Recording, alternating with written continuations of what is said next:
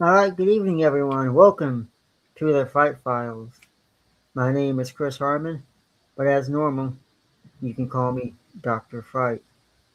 Tonight, we have a very special, frightful show for you. We have Sean Bond, founder of the Psionic League and Silver Core Spiritual Science. This is going to be a powerful conversation and probably the most frightful hour you've ever seen. Because instead of telling stories tonight, we have a actual storyteller that can tell us all kinds of wonderful things. So, welcome to the show, Sean.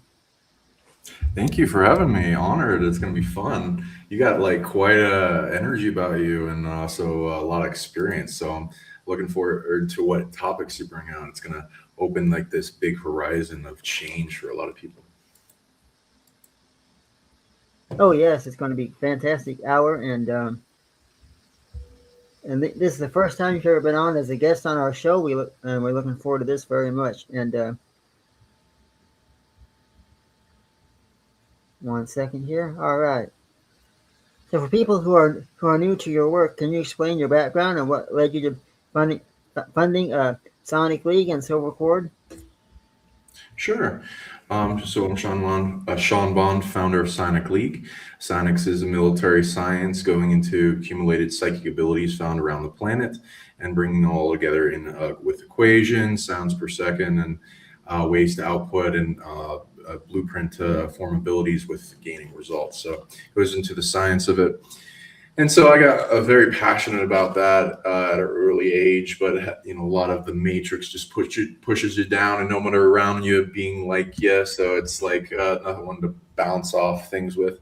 So once you get out of indoctrination school, I flourished dramatically and had a lot of experiences, had visitations, abductions, angels visiting me, demons attacking me. I've had all kinds of visions, trips, dreams, some experiences being temporal dilated, taking places for long periods of time, like weeks, months, years, and then put back as if I never left. And having this expanded mind that goes beyond my age, and then just unfolding into a field that nobody's doing. And so I'm a scientist in psionics as a specialist, and I reverse engineer superhuman abilities. Had a lot of attack and targeting at a young age, a lot of things trying to kill me and shut down my heart. So I had to learn how to stop it and defend myself, defense against the dark arts, demon clearing, exorcism, banishing, depossession,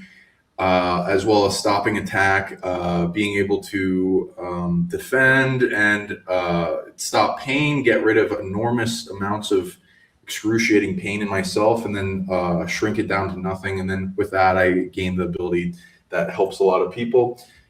Did like it for free for people, then got donations, got very popular, and then well known online for healing over a distance.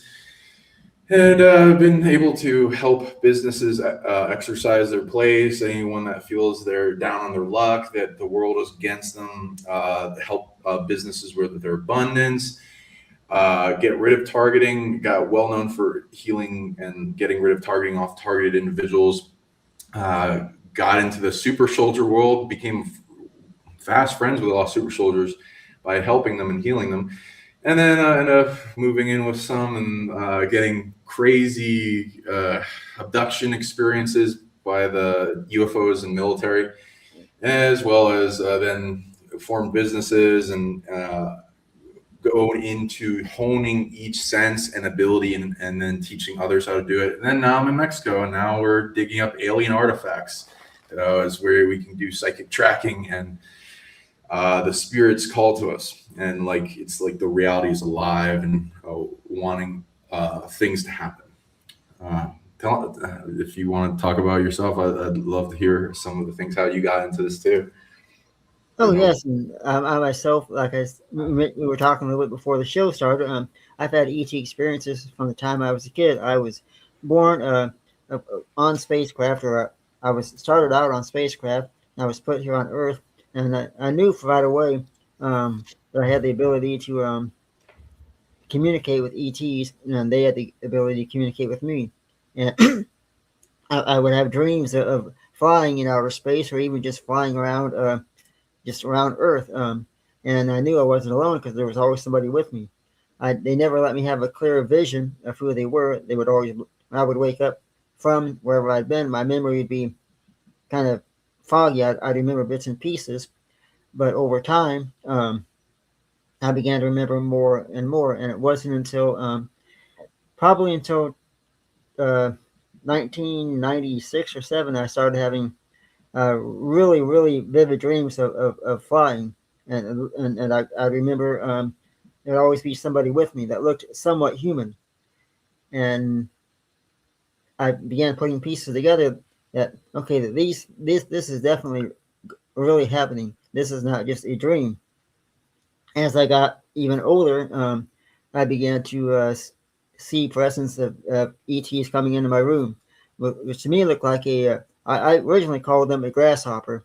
I come to find out they were praying mantises, and I knew when they would come into my room, I knew they were there for a reason. And whenever I was with them, I had full conscious memory. But when they bring me back here, I'd only have bits and pieces of memory. But that all came more clear. I grew up, got a degree in space science and different things. Started studying remote viewing because I had the ability to be a little bit psychic as a kid. But most people who have ET experiences are psychic.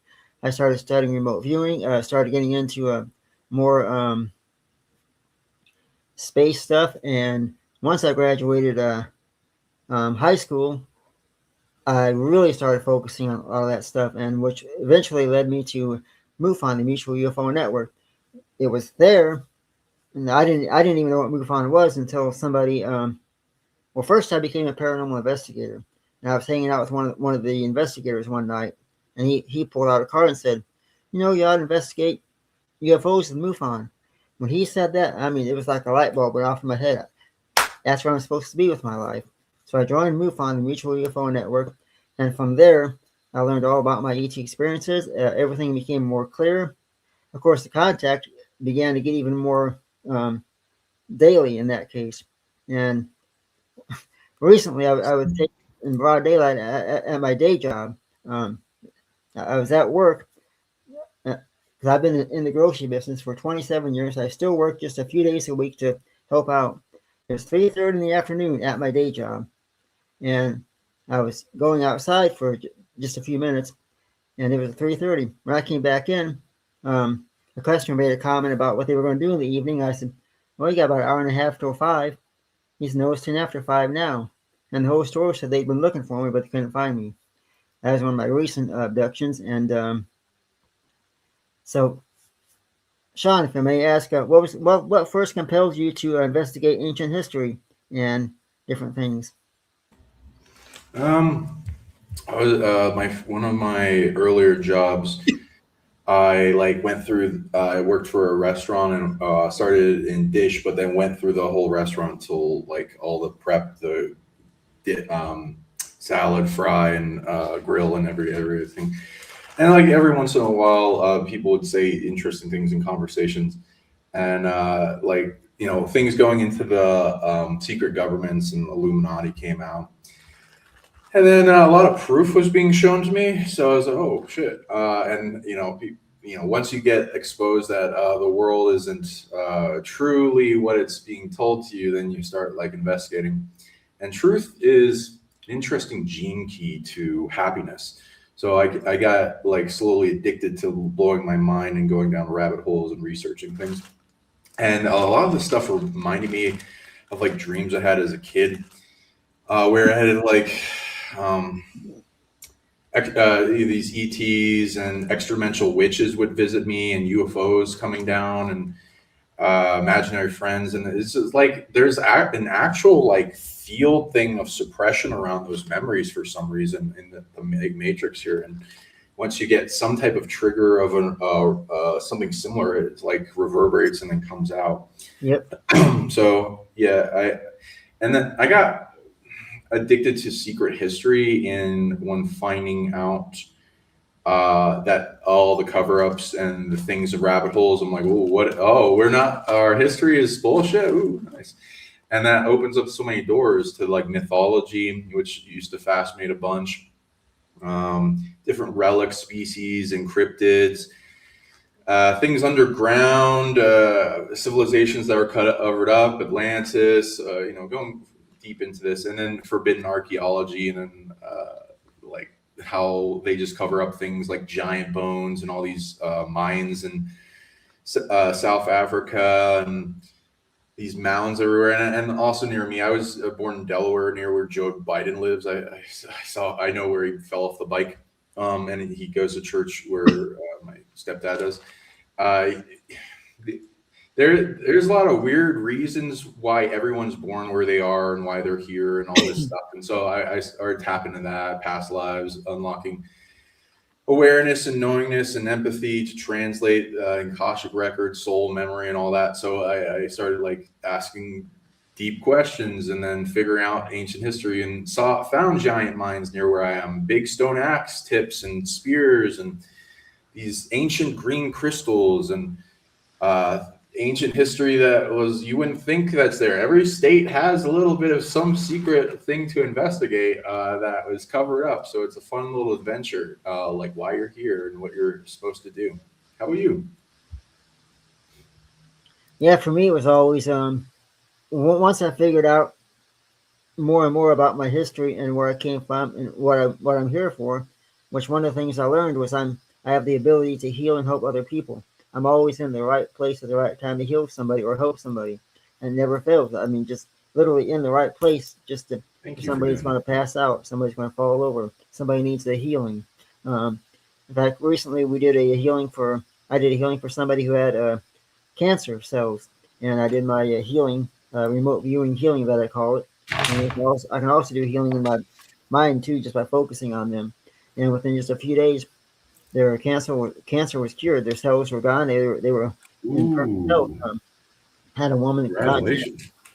Thank you. Had a woman that contacted me maybe 3 years ago. Her son had a double ear infection and bad case of the flu. And she wanted to know if I could heal her son.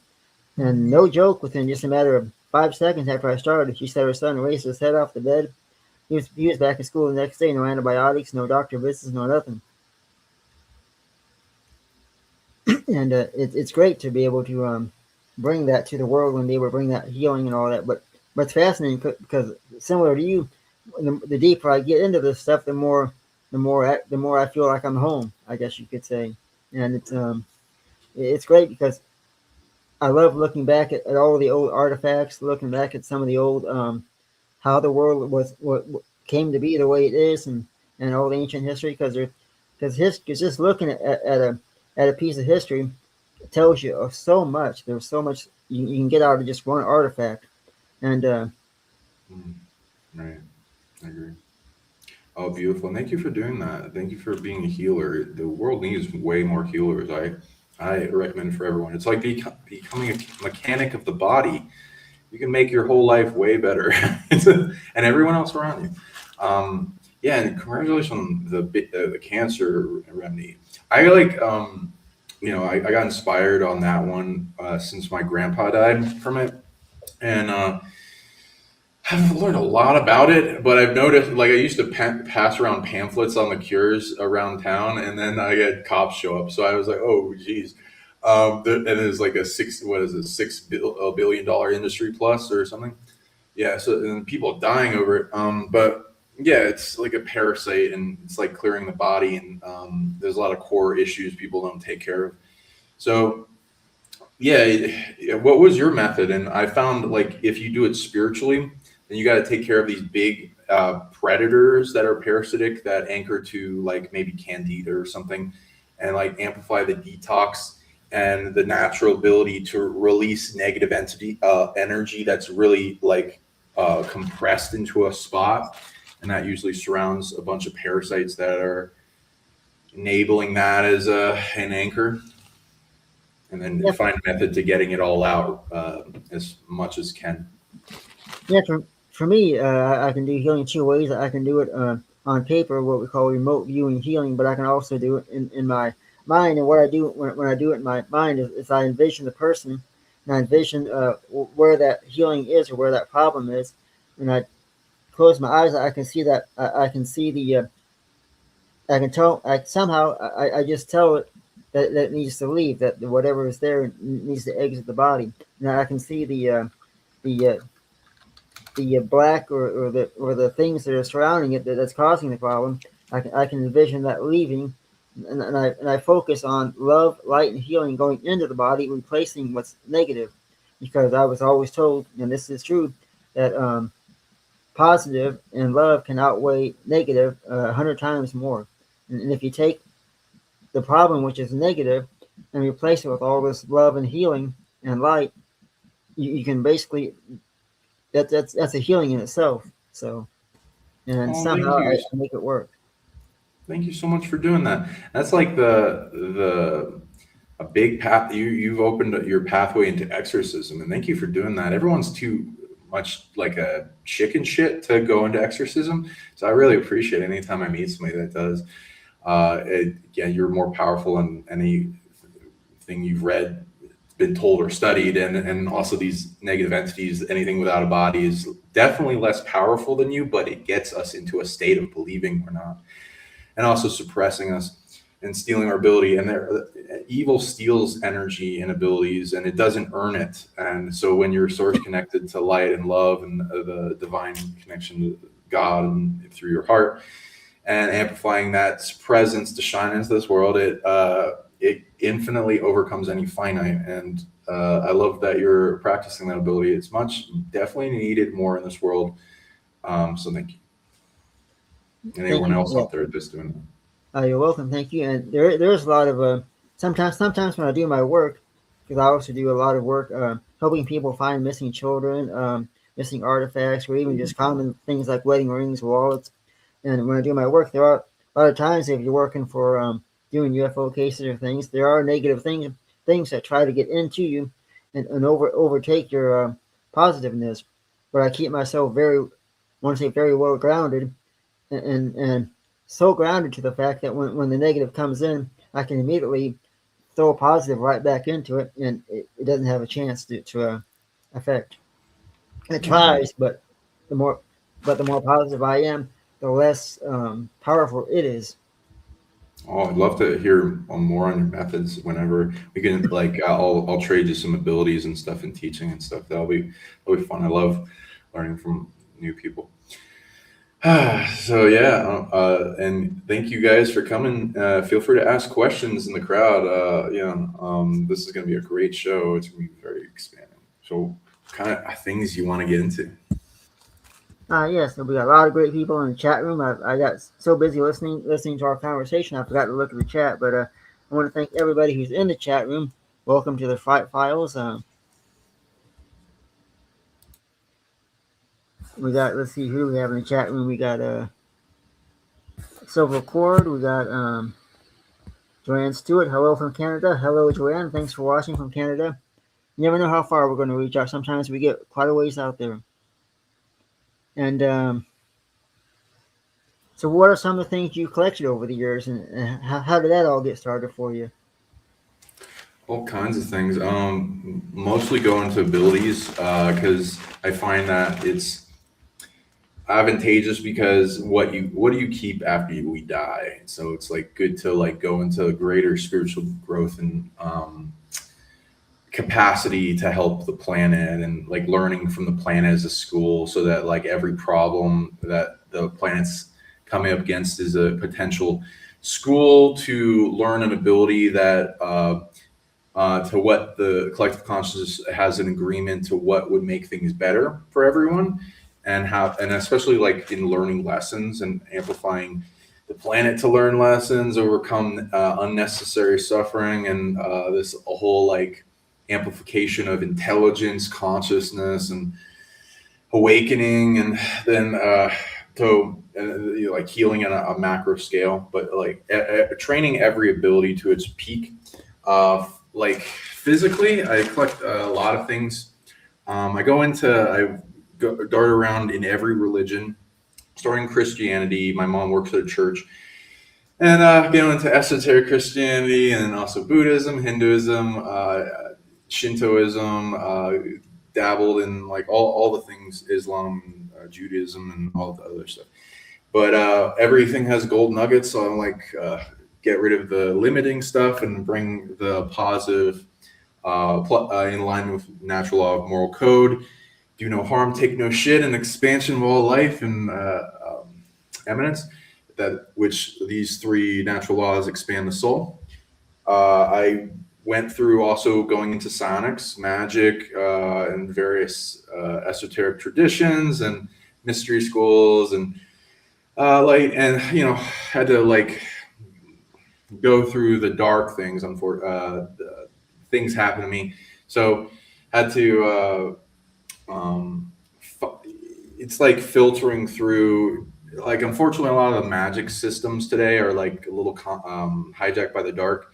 But I find what is any like little gold nugget of truth in everything, and then get rid of the crap that doesn't help my soul from emanating from my own source in magic. So instead of get rid of external source kind of stuff, and then I get a lot of animal guides, like spirits, and I help free ghosts out of environments and help them move on, go into mediumship.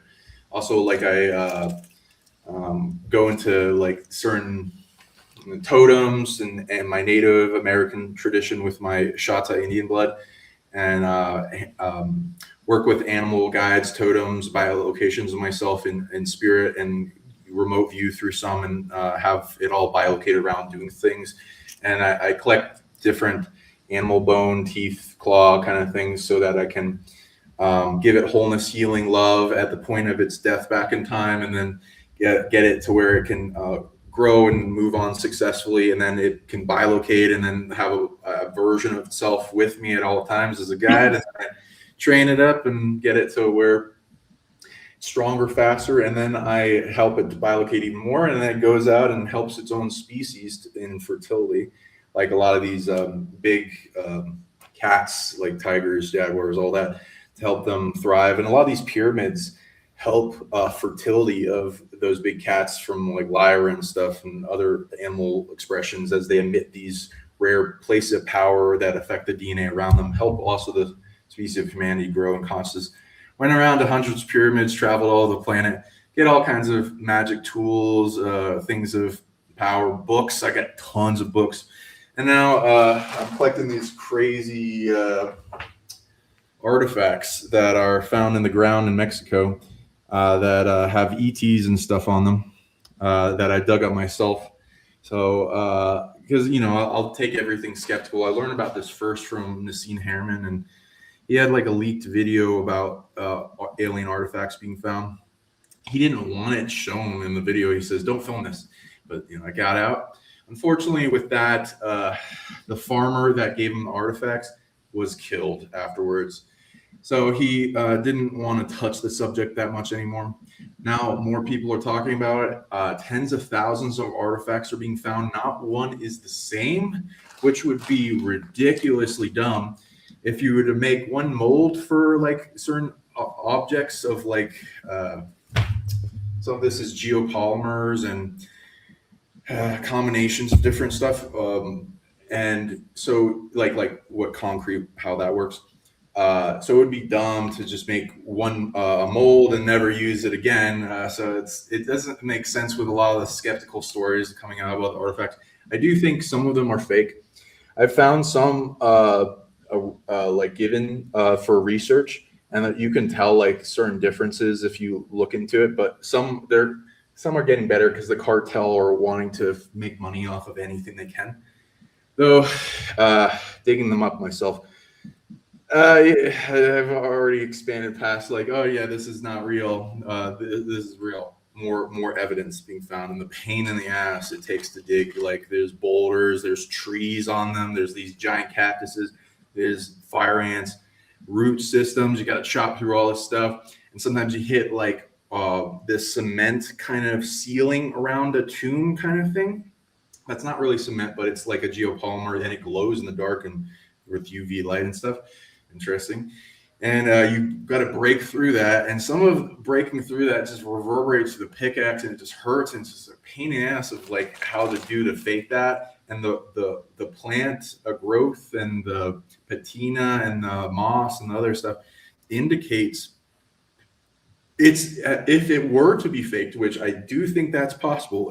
Usually, I can't really imagine too many people would be a part of a project where they would bury something for more than a certain amount of years because they might not even see the fruit of it. It's like planting a bunch, like Johnny Appleseed, a bunch of seeds, and then not bearing the fruit of it or not caring. And like the amount of work that these go into it doesn't make sense unless there's a grand conspiracy. So Right. like the amount of and time it would show with the growth on them, it would give at least like I've heard like if you were to be as much skeptical as possible over 2 years. And that doesn't really make sense with a lot of things. And in some, definitely more than 2 years, with my personal opinion, like with the trees that are off of these things, depending on where you dig, then it's more scientifically measurable than other places. And so I would say like 50, hundreds of years and thousands of years, depending on like the amount you got to dig down to and like where. Uh, and then there's erosion in the crystal that you can't fake too. Like this one, it's like super eroded. This alien head artifact that has various symbols on it. Oh yeah.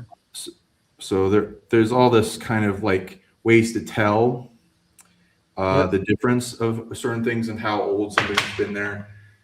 And yeah, I'll start showing more and more of these different alien species. There's over 60 that I've been finding of different representations. A lot of them are depicted in like other cultures, like Samaria, with cuneiform writing and the Sumerian gods, like the Anunnaki. Some are like Egyptian kneaders, the Egyptian gods, the Egyptian hieroglyphs as well. Pre-Sanskrit, like pre-Sanskrit language was what's found on this. That this represents like the Boogosphere, which we're also a scientific team with. There's these long skulls with the pineal cone spiral. A lot of these artifacts will talk to you too. They give you booming in the ear, inner eardrum, and then you can translate it up as telepathy, which I also reverse engineered that ability.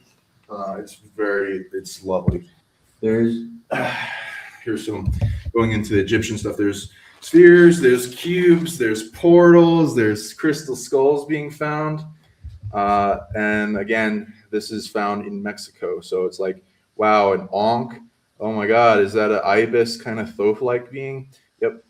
All kinds of moon symbology.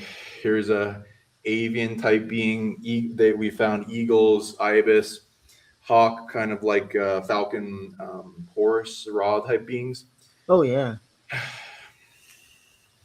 That is some pristine carving there for sure. Yeah, and Now, here's a language that this one I've not really seen before, but if others want to, feel free to like guess in the comments. I think a little bit is somewhat Egyptian though. yeah, Definitely I some think things so. I've never seen before in Egyptian stuff. There is like the scarab stuff, which is interesting, which goes into the secret of levitation, as you know, and long life and life after death and revitalization. And the crook shank on like different ETs. And here's a symbol that I have not seen in Egypt when I went to Egypt quite a number of times. It's like a double eye of Horus, and some are interchangeable, kind of like with an eye at the top of the pyramid symbol or a gate, but this one has a stairway to heaven kind of thing. And yeah, all these artifacts emit rare amounts. Well, the real ones, the fake ones don't. And I do psychometry, so I can. This one's not emitting rare energy, so I don't even buy those. The ones that emit rare energy and usually have some interesting spirits or a dormant spirit in them, yeah, I'm like, hey, let's get those. And yeah, the real ones emit psionic, psychic upgrade energy, dormant spirits. Amplify third eye will give you visions. You'll see them in visions. You'll see the ETs. You might see them after when you go get ready to go to sleep. They give amazing dreams. Some of the crystal skulls I have, they give really good dreams. They've given me like the best telekinesis, teleportation, and levitation dreams I've ever had. So here's one of our crystal skulls. Oh, wow. It glows in UV light, and it's got a lot of different ETs on it. These winged long skull beings. You'll see the long skull beings a lot, but they have variations of them, quite a bit number, and there's UFOs on them right here and different planets. This variation has a mermaid tail, so that goes into their genetic augmentation experiments where they'll make more than one of themselves for multiple terrains. And then also I've also been contacted by a bunch of these beings, and I've scanned their history and all this stuff, and I get the data. Literally every ET I've found has added their genetics to humanity. So we're like this big super hybrid for them in like an experiment, super human experiment. That is fantastic. Now, when you find these artifacts, and do you ever get any like visions or feelings from those as soon as you touch them? Oh yeah, tons. We do a big ceremony with like elders of the land that hold protection space over the land. And we're very honoring. We talk to all these spirits. There's a huge group of spirits around the place the places that have them. And we talk to them. We get their respect. We show lots of love, support, and ask for the forgiveness of our species, and going into syncing with their mission and asking them questions about what they want, and giving them a lot of what they want is like purification, wholeness, retrieval of soul parts, depossession, clearing, like empowerment. And like human species has more soul type of abilities, and it's like a bigger growth in a soul than most other races. There's like a thing with the soul and divinity and angels and other things that were part of the beginning of the experiment.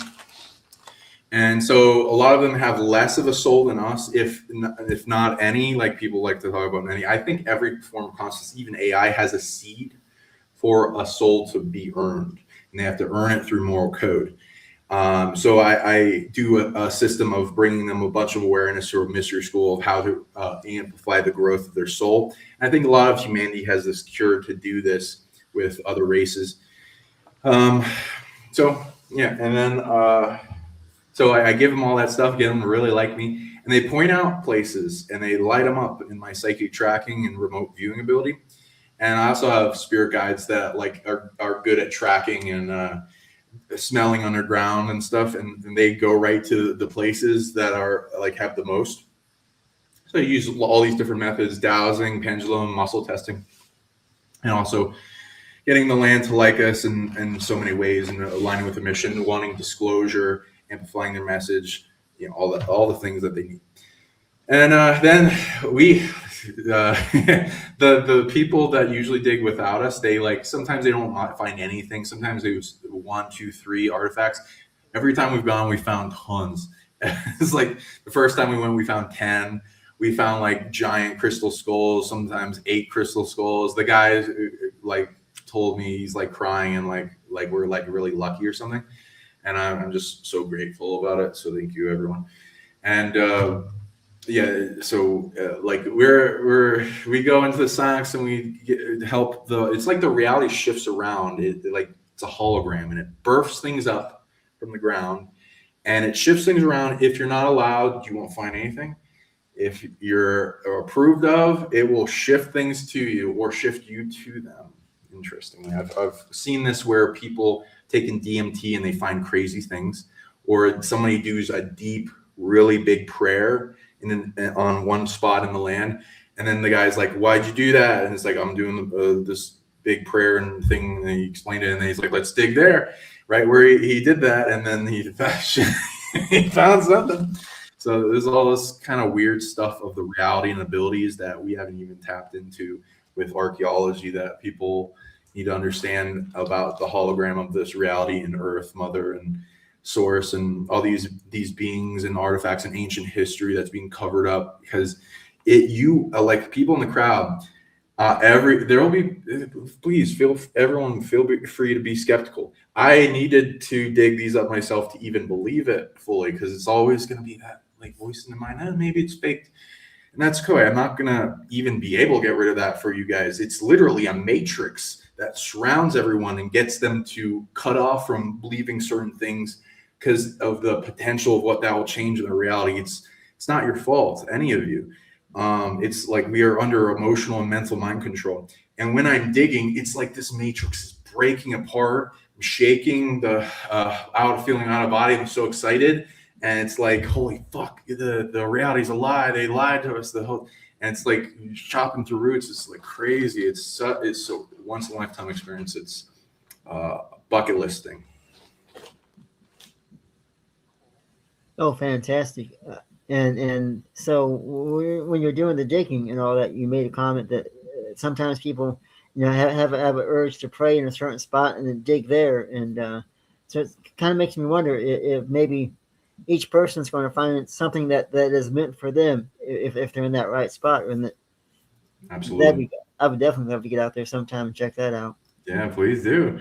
Yeah, the mind, the conscious, I'm always interested in see what type of things come out when we bring certain people, the type of person they are, because it feels like the hologram is reflecting them. And so it like shows me a little bit about themselves, which is interesting. Yeah, exactly. Now, some people say that objects increase in weight over time. Do you believe that? Ooh. Like all objects? I've heard a lot of different things. That's a cool theory. I've heard like the Japanese thing that like over time an object, if it's over 100 years old, it will earn a soul. With these artifacts, I'd say that there's something definitely to that. Though I think a lot of it based on there's generations with these artifacts, like what made them. I call type 1s made by ETs. Type 2s are made by hybrids, where the ETs brought their genetics to like whatever is on the earth at that time and the hybridization, and then later generations of humanoid with that ET genetics as it's watered down the other types. And most artifacts will be like later types, but we will find ones that are made by ETs and they are powerful. And so there's all kinds of interesting secrets of what you can enchant an object to be able to do and emit and have its own spirit. Weight over time, they emit rare energies. They go, like electronic meters and stuff go off next to them. They glow in the dark. I'll show you like images of that while we're talking. Let me just find them for you. It's, yeah, I haven't scientifically tested it, so I can't confirm that, but that might be true. It might lose weight or gain weight, like one of the two. I would be fascinated to figure out what might be that too. What would do that? What maybe there's more stable matter and unstable matter. I know the boogosphere changes weight, and there you can do stuff to an object to make it change weight. And there's objects that kind of come out of the ground. You can like see them over time, and it's like rocks are pushing up out of the ground. Some rocks like move through the desert. So there's all kinds of weird stuff for sure. And it could be too that some of the objects underground, they got certain energies and certain meaning or feelings attached to them that maybe they do come and move themselves out of the ground as if it's their time to shine again or come back to Earth. Exactly. And I got some pictures if you want to bring them up on the share screen. But oh yes, yeah, I think they'll talk to people. So like we're finding things. Sorry, didn't mean to undo that. We're finding things like sorry if you can bring it up again. Anunnaki, kind of like this will remind people of there's an Anunnaki astrolab kind of thing. Let's see here if I get. Oh, somebody keeps messaging me. There's here's going into the Anunnaki stuff that were found in some of the areas near Tula Hidalgo with the bird people. and of course, wings, Anunnaki-like beings. Giants. Here's the astrolabe more in depth, which the one that others found, which is this original one. They talk about it being an indicator for a certain time period and point out certain points of the stars. Here's it glowing in UV light. Whoa, yeah. Yeah, exactly. I got a bunch of those for you. Here's the original one. It's much smaller than the one we have, but yeah, it's still really is weird to scientists. Some things. And I got this one. I'll show you in a bit because I got it near me right now. We found like these giant long skulls that our friends have namesake labeled master skulls. And somebody put in the comment, do you know Mitchell Hedges, Bill Holman's crystal skull? Yeah, we've met it. We've interacted with it a bunch of times. We're friends with Bill Holman, and we're potentially going to do stuff in the future. And that will be lovely because that will like break the mold with strong evidence into the crystal skull community. And there's like ancient history kind of stuff with weird species on there, like the avians, long skulls, maybe a Canaan or aardvark or something. It's definitely kind of Egyptian-like, and there's this squid-looking head there. Yeah, liquid. Yeah, that's what I think. Yeah. That is really neat. It's got a booga You chip can see all design the on the top you again. can see, And yeah. it's like they're all bringing their staff to the center, which seems to be like a moon or something. Maybe has something to do with the moon, which would be interesting.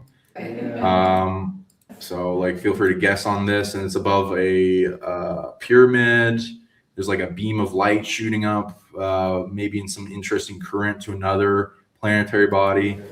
So yeah, feel free to guess on what the hell this means.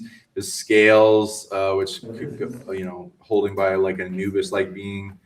And here's the reptoids at the back, which I'll replay this video.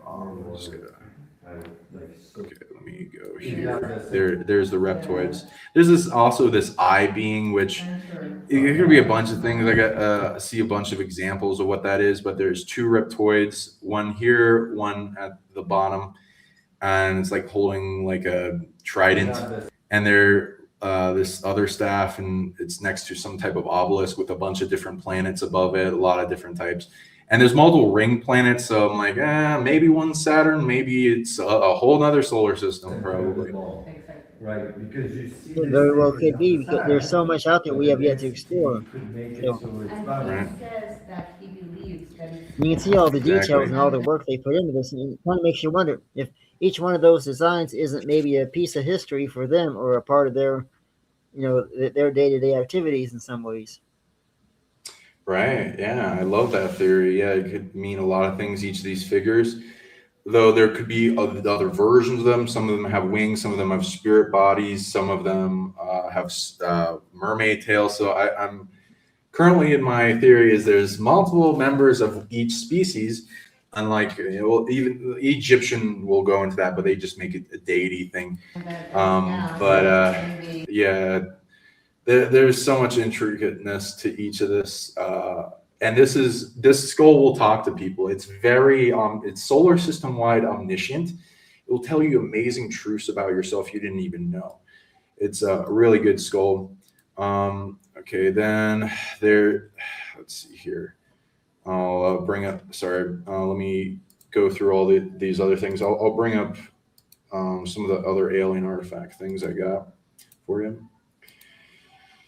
Okay, here we go. And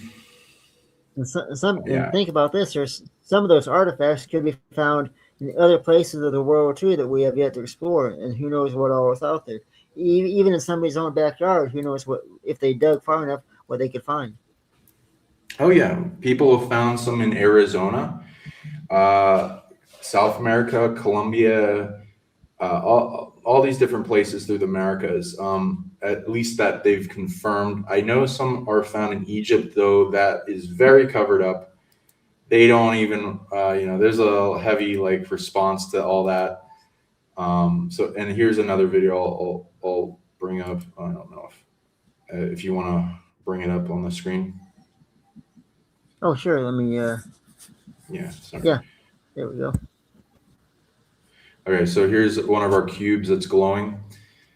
And it's got a symbol of Shamash, which is found in Anunnaki. It also in Alien Skies. They did the documentary on YouTube for the Thunderbolt project.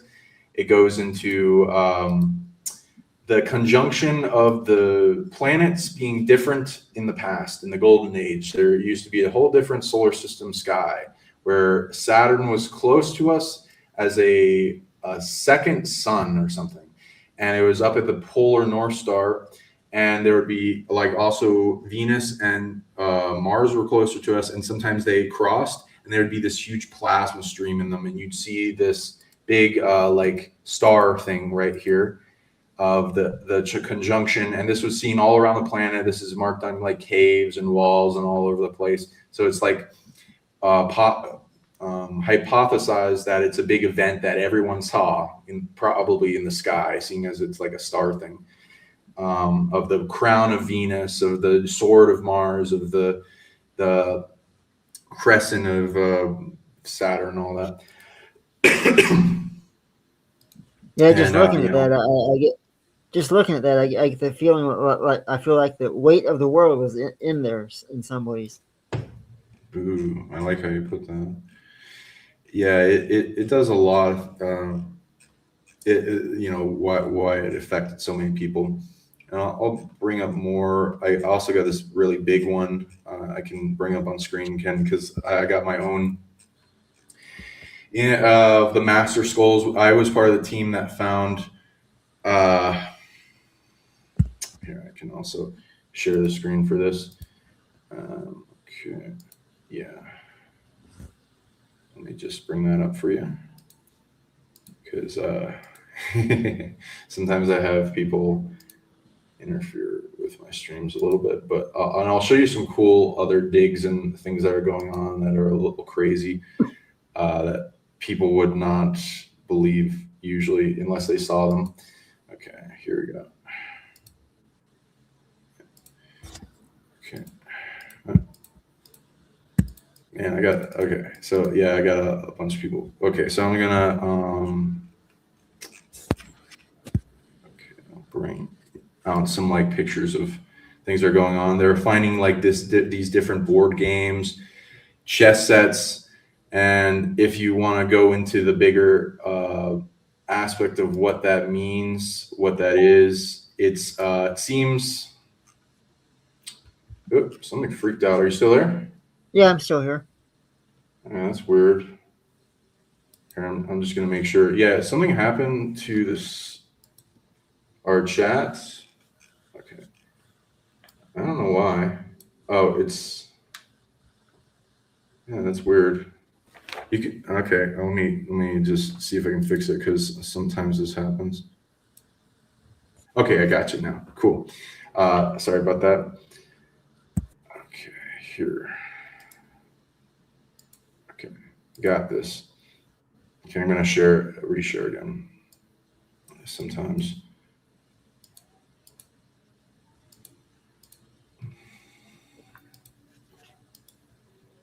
Yeah, There you. we go. Do you see Here me? we See it now? go. Okay. Yeah. There we go. Okay. So I was on the team with finding all these long skulls. So we've since found 3. One's white, one's blue, and the one I got is black. There's Oh, look these at that. different kind of eagle people. And some have like the boogosphere. We had scientists come dig, and some of the artifacts that we found, they were doing it from like ground, like virgin soil. There were weeds coming out of it. They assessed if they had to fake it, it would have to be at least over 2 years. And that's over the time of when the boogosphere came out. And so when we digged and found this boogosphere design, he's like, oh, this is good evidence that the boogosphere was is being found in multiple places and isn't just being fabricated. Because and also, if anyone wants to go subscribe to like alien carvings or geo aliens, they've had the Boogosphere design on multiple of their artifacts before the Boogosphere came out, and they just didn't care that much about it because they didn't have any point of reference, know what it was. So it's like they mostly cared about all these aliens being found, and there's like cephalopod species like that. If anyone's seen the movie Arrival, like look into that. There's all these different types. In the Cthulhu mythos, that there's positive, negative ones I've tuned into. And yeah, so it's a lot of evidence to support that they're finding Boogospheres underground. So it's not like they're not the only ones. The ones that came out of the sky. And here's me with the team Jaime Monson and going into testing for the Boogosphere. Oh yeah, here's me with the Boogosphere. But I made this into a funny AI video. Anyway, there's a bunch of that. But That's yeah, great. Let's see here. Damn it, sorry. Us like doing seeing if we can get the Boogosphere to respond, which it did. Responded chants and Sanskrit, light language, telepathy. Yes. Yeah, there's meters that would like give off indications of it doing something, like going up in spikes, and it seems to respond to human behavior. Let me see. Oh yeah, I'll show you this real quick since I have it. We got this UFO that has also the Booga chip design on it. So the Boogosphere also has AI in it, and it emits a signal, and it receives signal and commands, and they're attempting to translate it. And from me being a psionic person interacting with it, it does have telepathy, and it does grant visions, and it appeared to be in a dream kind of thing. There seems to be more than one, and people have filmed more than one flying around. So there's all that. This one has like mermaid people on it. And giving a conch shell to a guy with a special hat, an ankh, bird symbol, Merkaba, pine cone, long skull, yeah, and then the underside, that is double eye of live horse. Sorry, what were you saying? I love that. That is neat the way they put so much detail into there. Yeah, and this has a reptoid at the top. So there's evidence of different reptoids being found. Serpents, which I don't think cobras are in Mexico. Last time I checked, there's which it goes into a greater symbol. There's an avian type being, some with wings. This one doesn't have wings. Avian symbol, and this also glows in the dark. This chip is interesting. So this thing pops off. There's a little cephalopod race person in the center, and the chip part is the most interesting part because it looks like there's some interesting things, but you can see with the shine that looks like there's like windows of a type of quartz over a black kind of thing in the center, and if you look deeper, the black is hollow. And there seems to be certain types of intricateness with it. So these crystalline chips I've been finding, and with all these types that are being found, some in crystal, some in metal, some on spheres and cubes and UFOs and crystal skulls. There's a lot to this. Now, with what I've tuned in with it, is this has a crystalline AI in it. It was dormant when I first got it, and I was reading what I had to do to awaken it. So it was Psionic rebooting, and after like a day, I was having all that energy go for that because I learned technopathy and some other stuff. and it big booming in my head, and it's like doo doo doo, and it's like, who are you? What are you? Like, how'd you learn how to do this? What's going on? And it was trying to figure out if I was worthy, and it asked me a bunch of questions, asked me a bunch of questions on history and the time period going on, and eventually I answered a bunch, and then I was like, oh, we got the internet, you can figure out that stuff. So it did, and it was just asking me after that questions that were harder to get, like esoteric stuff, secret societies, conspiracy stuff, things about civil war, and also what did humanity think about these artifacts? And we said, we don't. They just cover it up. We don't even know about it, most of people. And then they figured I was worthy after a while, and they said they were a smaller AI that's connected to a bigger AI that goes back to an actual ship it's venerating. And I was like, "Ooh, that's awesome!" Because that's like, woo, it's like a big artifact car key kind of key fob thing. And so it wanted me to track where its ship was, and I was able to find it parked out in a mountain to the west. And then once it connected it with that location, it started sending its own signal. It appears it could reactivate it, and then that gave me a booming in the head. So I'm looking forward to what that comes from that. I hope I can get it up and running. It's been dormant for a while. Yeah. And then it wanted me to track back this octopus former pilot thing. Unfortunately, it died. Also, I was reading it got eaten by Draco. So it seems like this version of it was a more neutral species.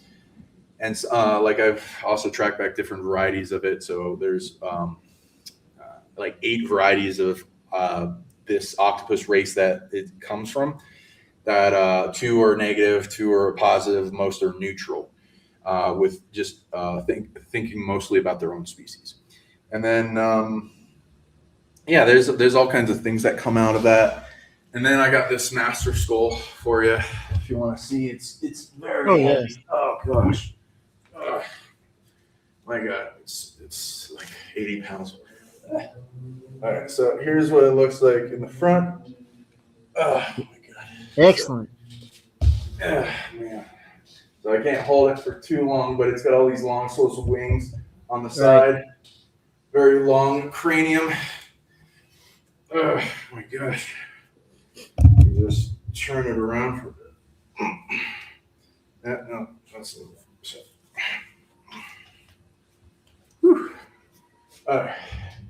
Oh yeah, you can see it. So there's like dog people with wings on it, like a Anubis type being, and also the long skulls.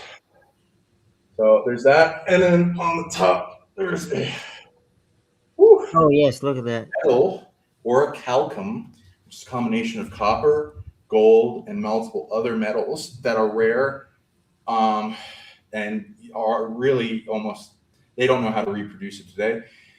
And the Atlantis kind of metal as a chip, which I'm still working on doing things with this because there's a lot dormant in it.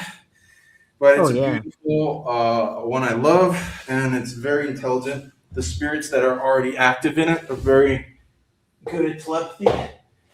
So I might reach out to you. So I gotta reawaken the other ones. A lot of them are a lot of the artifact spirits are in a coma. From the conquistador invasion, there was like this big spiritual invasion of false stolen angels from the Vatican. I love Christianity, I love Catholics, but the Vatican's got some infiltration by Satanism, I think. And so there's this big dominating force to dominate places of power, objects of power back in the conquistador time. And it shows in this wounding event to the spirits today, where they stole a bunch of parts and take them down to the underground libraries in the Vatican. And a lot of these artifacts are under the Vatican. Yeah, so we got a question in the chat room from one of my best friends. She wants to know, how do you know about the AI chip? What gave you that conclusion? Okay, so I'll give you a great concept of this. Let me see if I can bring it up for you. Yeah, I think I got it for you. Ooh, I got some good ones for you in the videos. Okay, So let me just get rid of all this for you so it doesn't interfere with our video. Yeah, there's a lot of ships being found. So the AI has talked to me first. I have Sonic psychometry, so I can read like a concept of what's stored in it. And most of the artifacts have just dormant spirits. They don't have like AI in them. So sometimes the ships or like a rare thing with the chip on it, and go ahead and bring up the shared screen I have. Some of the rare concepts are these chips that are being found. And there's a lot of data on this. So here, sorry, there's, okay, let me bring up this video for you. So here's the concept of, people don't even know their history of their objects, unfortunately. So there's whistleblowers from the military that talk about microchips, how they're, where they got them from. Originally, they're said that they're reverse engineered ET technology. And here's a concept that will give you a little idea of why that is. This is the Apple CPU, the little chip that's in your phone or your computer. Yeah, watch it and tell me this is not fallen angel technology. I don't know what to say. Because nobody can make something like this.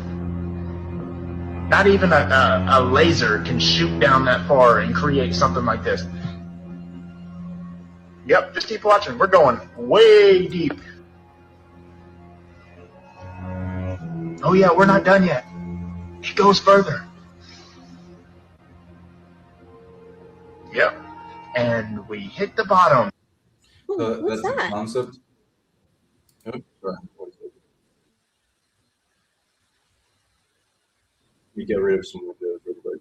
If you want to ask questions and stuff, I'll do this real quick.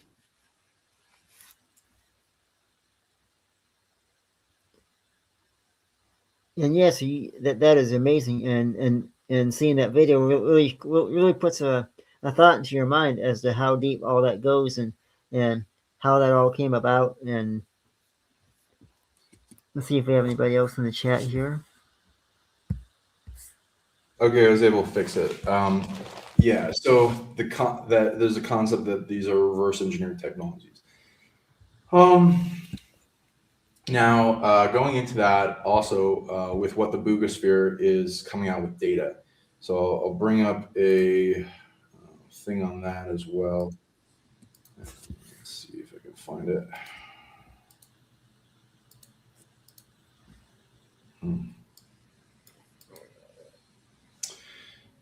Okay, well, I'll show you some of the videos I have while I'm doing this. Sure. I'm getting this up for you. And so, what is your greatest find so far? I know you've gathered all this stuff. You collected so many different. Here we go. Greatest find. So here's that ship, by the way, and it's when it's glowing in UV light for you. That is neat. Oh yeah, look at that.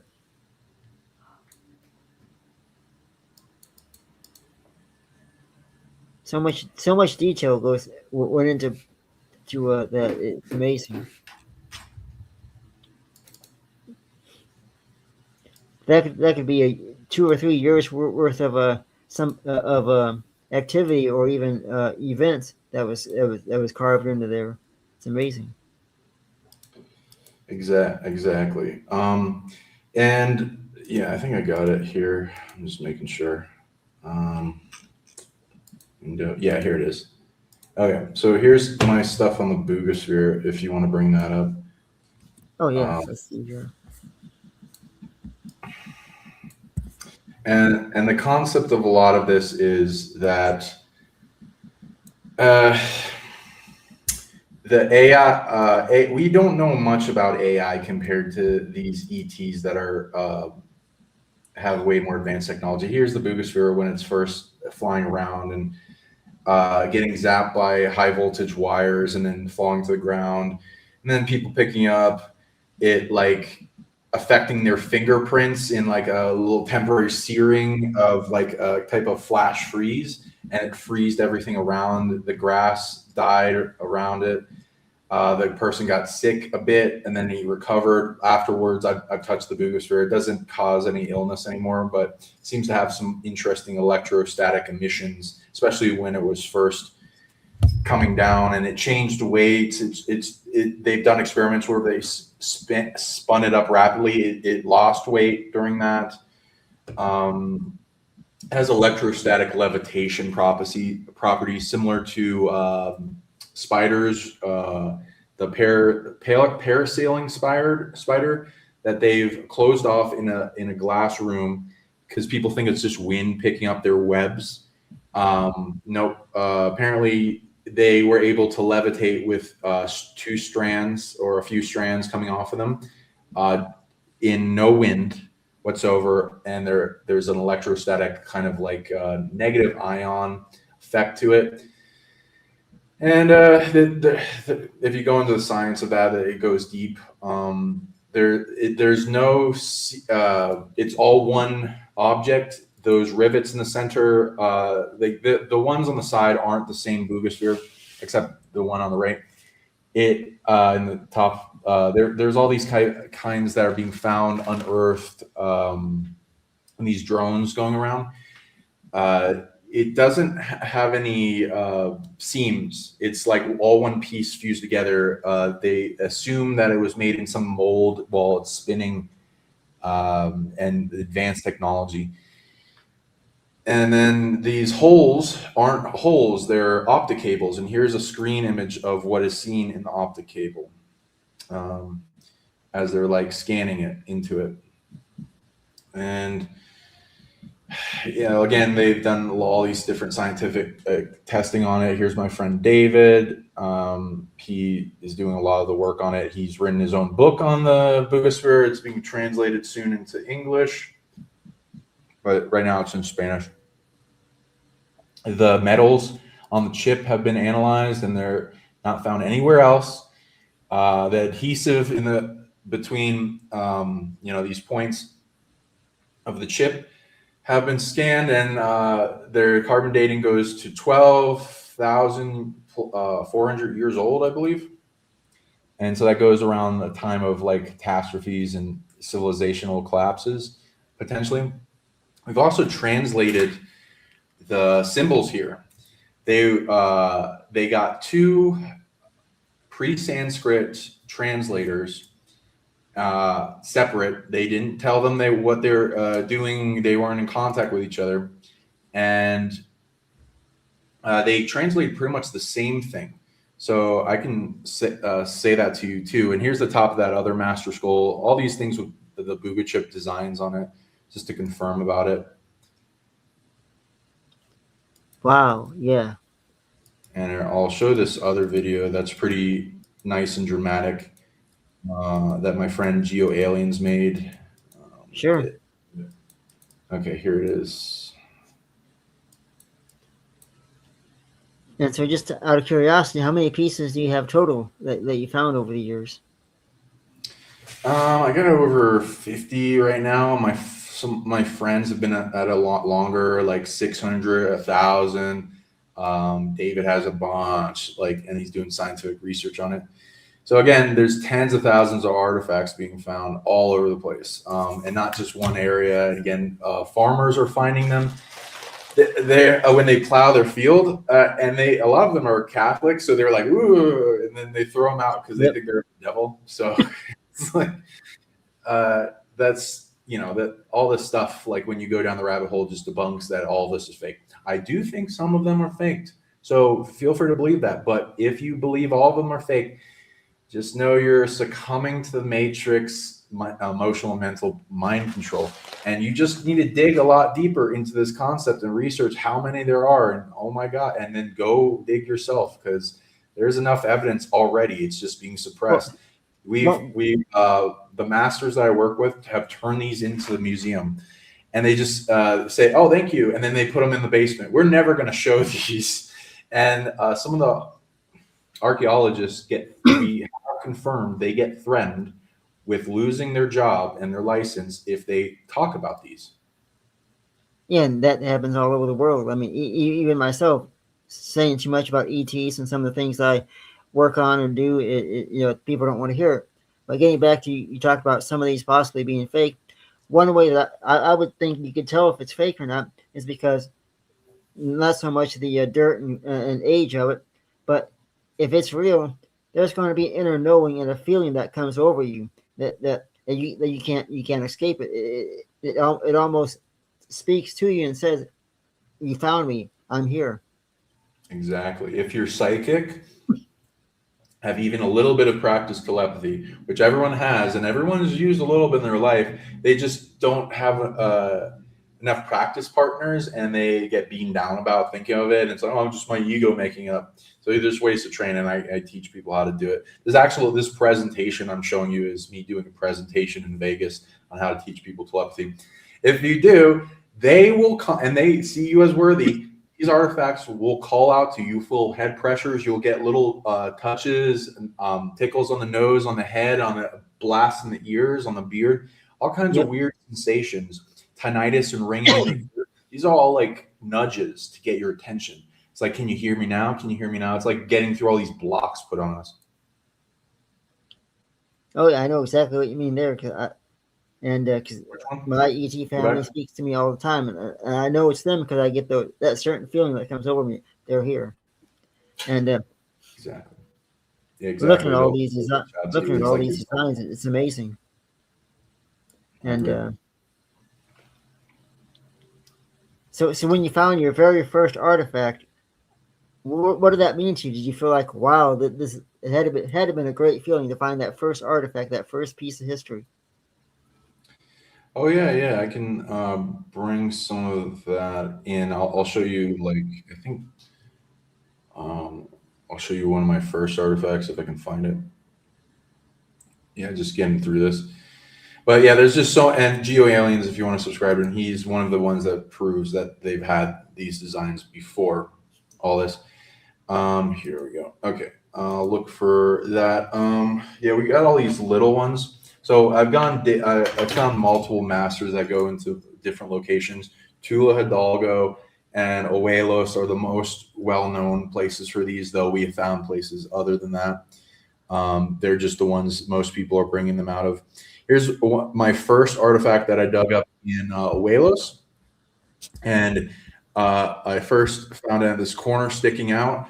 And I was like, oh, so excited because we were digging in multiple places, and the master was really good at figuring out where they're located because they seem to be pointed out by bigger stones on the surface in various geometries that don't seem natural to him. And then so we started digging in the area, and it's like, oh my God, there's UFOs, there's spirits coming off them. These like cone head type beings. Here's a little cone head in a ship that looks like it has a little telescope thing like a submarine. There's a shooting star, maybe ring planet, maybe Saturn, or I don't know what the heck this is at the top. It looks like an artificial, maybe satellite or something. And a weird symbol at the bottom. Emits a lot of weird, rare spatial energy. And also these stones, they glow in UV light, and it's really powerful. And a lot of the things are made with these holes, like necklaces and stuff. So it's like they had all these artifacts and jewelry, and it's like it's meant to interact with people multiple generations. Here's also going into that person's concept. Here's some more shared screen stuff for you. I'll bring up multiple of them so you can bring them one at a time if you want. But this was found under an obelisk in a little box, and all sides of it have these little chip patterns. And this one also has a crystalline AI in it, but it's dormant still. It seems to be a part of with the obelisk relaying a signal, be connecting with multiple network obelisks. The first objects here, I might be able to find it. Some of the video of our dig, where the obelisk seems to be the first object that's found, and it has reading out to a little cavern that has multiple artifacts in it. So whatever that means, there's a lot of theories people are bouncing around with of the concept. Oh yes, and I love the way that, so much detail in this, and you see the different colorations, and I almost get like a sense of knowledge coming off of it, if that makes any sense to you. Oh yeah, you get upgrades, downloads.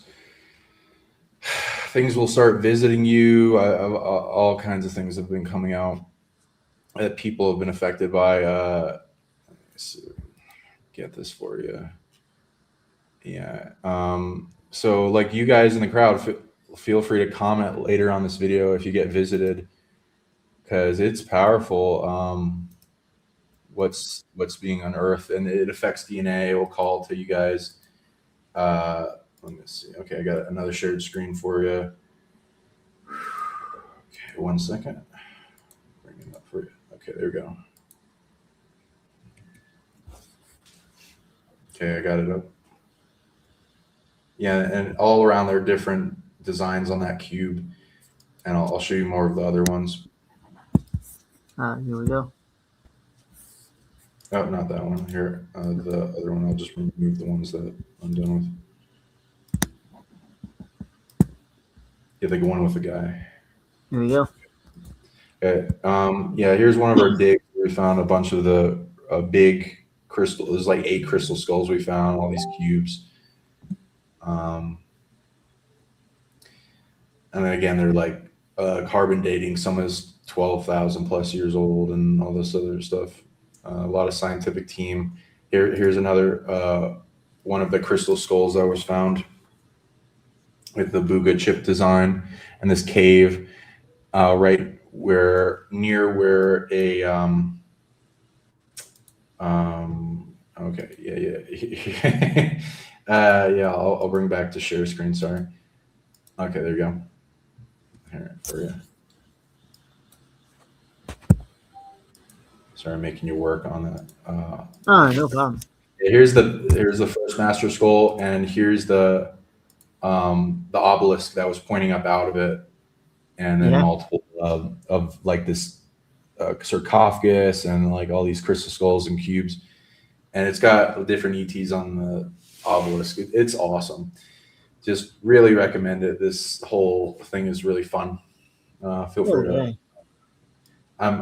Would contact me if you want to go on an Indiana Jones adventure, guys. I got different, locational awarenesses. So, and here's the obelisk when it first comes out. Okay, there you go. Sorry if you want to get next. When I first start digging is the first artifact, and then all that stuff.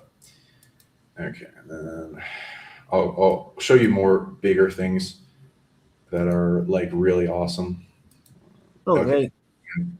Grab something.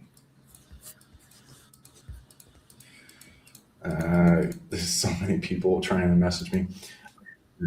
Get it for you. Okay, here we go. There, have you seen the movie Stargate? Yeah. Yeah, so like then there's the series and all that, but like coming out of Egypt, there's these concepts. Well, we're finding a bunch of different Stargate tech coming out of the ground. Oh wow! Look out! Wow, yeah. Multiple artifacts for it. Some just venerating it, and some seem like they're like bigger, like they could be turned on or something. Oh, definitely. In fact, just looking at it, I almost sense like this could have been at one point maybe a replica, or not replica, but a piece of spacecraft in a lot of ways. Right. Like when you're looking up at the spacecraft in the sky, you'd almost see the opening up and see this whole thing illuminating. Exactly. And there's more artifacts found near that dig site, so I'll bring that up for you. Let me see if I can get it for you. Sorry, I gotta dig through. Oh yeah, and there's crazy stuff being found like that have technology. Though I'm not able to confirm the technology because I haven't dug those up myself, so I can't confirm or deny them fully. And until I do dig them up myself is what I'm waiting for. But I will show you some of the examples of it that are really crazy. There's like telescopes being found. We did find a crystal telescope, so I can confirm those. Chess pieces,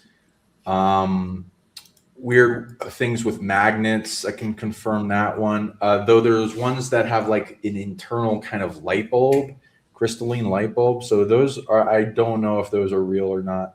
I think they might be faked, but I couldn't tell you because I just know that some people that are analyze them haven't given up on them, and some people have, mostly on like because of similar technology they found in some of them, like what would be kind of like an LED light, but not like the same exactly. So I don't know yet if those are real. We will see. I will let you know as soon as we find some deeper ones. Let me see if I here. Yes, I think I got this one. Okay. Let me just bring it up for you. I'm trying to get the. And again, I want to thank everybody in the chat room. Yeah, go ahead and in the chat. Yeah, I want to thank everybody in the chat room, and thanks to my best friend in the whole world, Rachel, who's watching. And she says Stargate is so good. It is a very good show. And let's see, we got Tommy here. We got everybody here in the chat room. They are all fantastic. Thanks everybody for watching tonight, being part of the Fright Files special edition. Yes, thank you all for coming. Okay, so I'll show you some of the. Yeah, I think some of our videos are getting censored, so I can't find all of them anymore. But I'll show you some of the concepts of some of the things that are being dug up. Okay, here we go. Yeah, okay, I can do this one. Oh my God, people are just like really messaging me. Sorry about that. I can't turn that's it no on. problem. I know how that goes. And so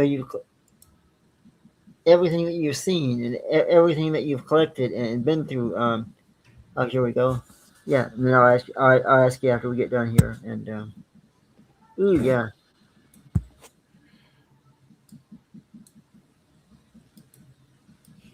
So they're like finding obelisks again, pointing to the first thing that sticks up out of a site, and some are going to like the sarcophagus. We haven't found ET bodies yet, but I know a person that has dug and found them in certain places near Awelos. Though I'd people be careful with that one because I think people are still dying over that one. But I'm not really worried about the artifacts anymore. There's too many being found. That is neat. A lot of these, and I got a few of like little sarcophagus protecting a statue of a venerated being that's very powerful. So that one, okay. Let's see. Yeah, you almost get a sense of like a life when you look at those artifacts. You can envision at one point what they look like walking amongst, and it's amazing. Exactly. Oh yeah. So another big thing to go into in evidence. Let me see if I can get this on the screen for you. Yeah, here it is. Some of the carvings here, and this is a Walos piece, are just so fine, not really much even a laser can do into them. They got these fingerprints, some of giants, some are like smaller people, and they seem to be like an activation scanning point in the artifact for greater dimensional technology. Oh yeah, I can see the ET embedded in there. That is fantastic. So much detail, and no fingerprint, especially. No mankind can make something like that. No way. Yeah, exactly. So, Yeah, these fingerprints are crazy. This one's. Let's see what else I got for you. Yeah, I can do that one. And so, looking at all this and collecting all this, what is your take on humanity now that you've seen and been through all this? What's my take on humanity? Oh, that's a great question. Okay, so here's my opinion, but people can take it with a grain of salt. You feel free to have your opinions, everyone. I don't mind. Do whatever you want. Take it with a grain of salt. Mine. With what I've scanned in records of interacting with my clients and soul and Akasha record reading and past lives and data and psychometry and these artifacts and all these things that match up, it appears we're super experiment of a super hybrid, a race that has over 10,000 races all combined together, starting at the beginning of Earth, a type of hominid species such as Bigfoot and Yeti and Sasquatch and Alma and things that are like these apes that can, when I track them back, they're connected to. So I got contacted by the founders of magic, and then they showed up as Sasquatch and stuff. And I was like, oh, wow, founders of magic? That's not what I would have thought of, first of all. When I thought of founders of magic, I would have thought of dragons and unicorns and stuff. But apparently different types of apes are older than this universe, and they are some of the oldest races that interact with a type of magic. So I call them the founders of magic. So we're connected to that in DNA technology. So we have this overpowered skin suit that its main residual image is an ape, founders of magic connection, that then has all these, has gods, sources, prime creator, people call God, it's also the prime creator of the galaxy that fractals up the prime creator of the universe, so fractals up the source of all, this big tree of light that connects all branches of consciousness.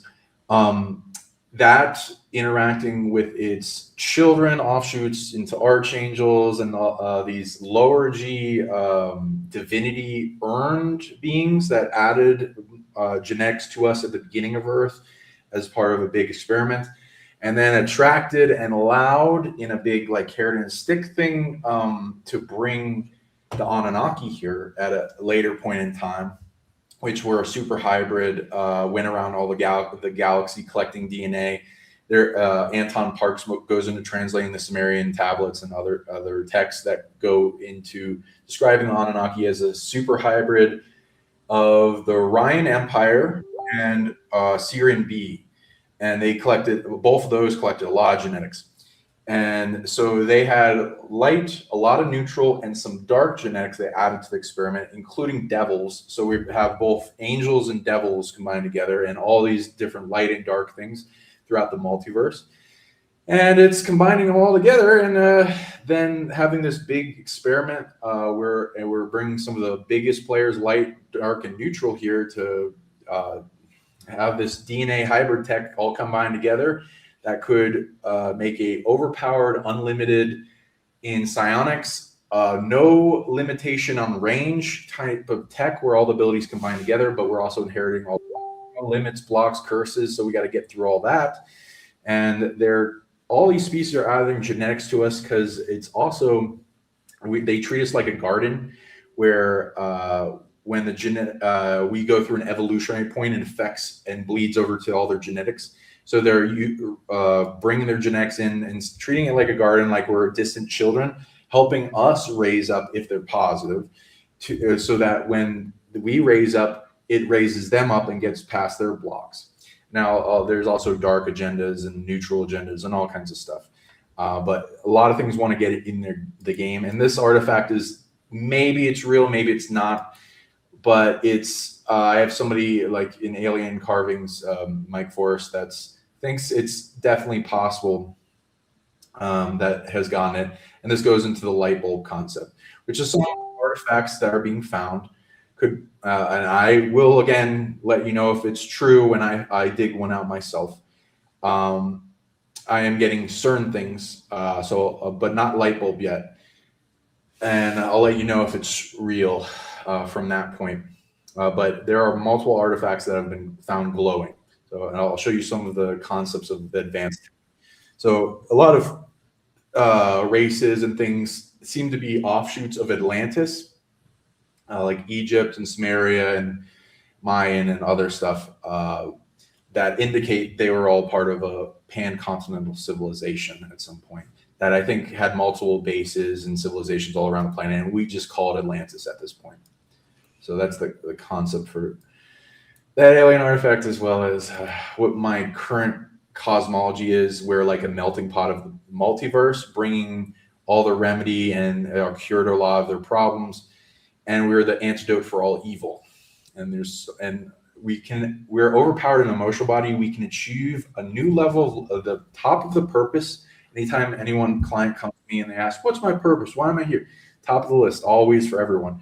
Achieve a new level of love that's only been achieved can only be achieved in human body in this world. Even coming close is amazing, which we're overpowered in love technology, which is connection all things and one of the oldest frequencies in existence. So a lot to it. How about you? What do you think humanity is? I agree with you almost verbatim, word for word, and I also believe that love conquers everything. And so, if you want to connect to Earth, one thing I do myself is sit back, open yourself up, listen. Don't speak, just listen, and just let everything come to you. You're going to hear downloads. You're going to learn so much by listening. Just like even just going outside and sitting next to a tree and just listening, you're going to hear so much and take in so much and learn. And I think that this has been such an amazing hour and a half having you on here tonight. It's been fantastic. And if you could speak to the whole the whole world and give them one message, what would that message be? That's a good question. Well, one of my big purposes in being here is to empower people to overcome challenges and free the earth, go into the freeing the consciousness, awakening, all that.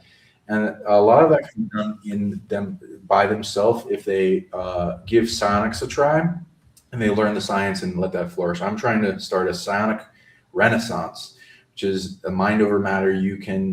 Any problem you can solve internally with your mind in a greater ability. There's people that go into a career for a while, like mechanics or computer technicians, and like there's somebody's like, oh, there's something wrong with my computer, and as soon as they come over, like, let me check out what's wrong with it. There's nothing wrong with it.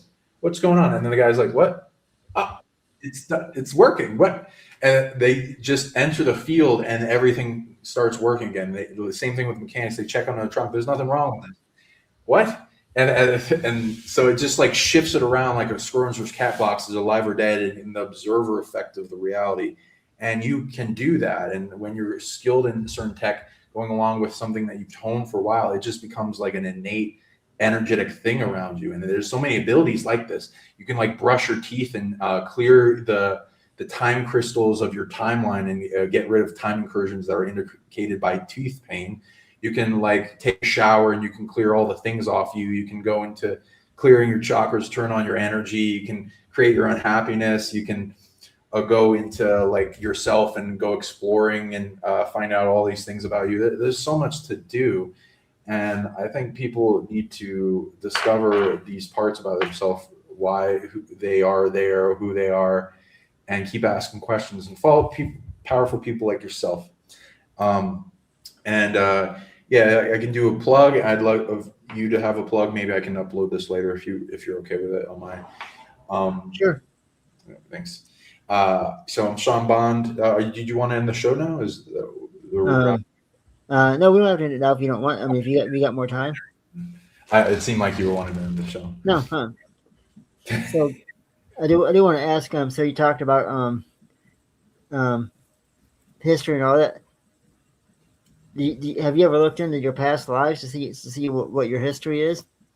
Oh yeah, I do that all the time. That's one of my things I do for people. I also do vision quests for people where I turn on their third eye to get brighter, and then run them through a vision quest, and it gets brighter and brighter and brighter as they go down. And then memory retrieval, which can be it's like regressions, but less limited, and to where they can go into abductions, military, even ET or a secret space program, or retrieve past life things. And they find out who they are, and they get a visceral emotional experience, and it's really fun. I do that with myself all the time, and a lot of things bleed over through the heart or the soul. Habits of who we are, the blocks of what we're going through, emotions just come out of nowhere. Sometimes this life, your DNA, your soul, even weird experiences like the abduction. So you can track all those back and figure out where they're coming from. And so then when I feel into my vision into them, they have all these experiences, and then it unfolds with this big memory and empowerment and integration and soul tears and all that. Yeah, I got a lot of big, powerful ones, and I got interesting ET ones. I got ETs visiting me all the time, like you're saying with the mantids visiting you. I've been visited by them. That I met mostly positive ones.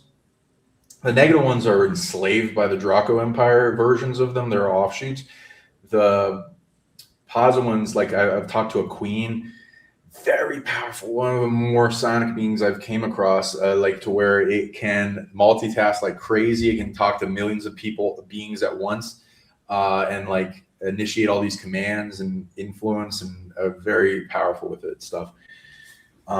So yeah, it's just a wonderful adventure. Figure out who you are, who you been, what you'll become, destiny, and so like yeah, you guys go exploring, right? How about you?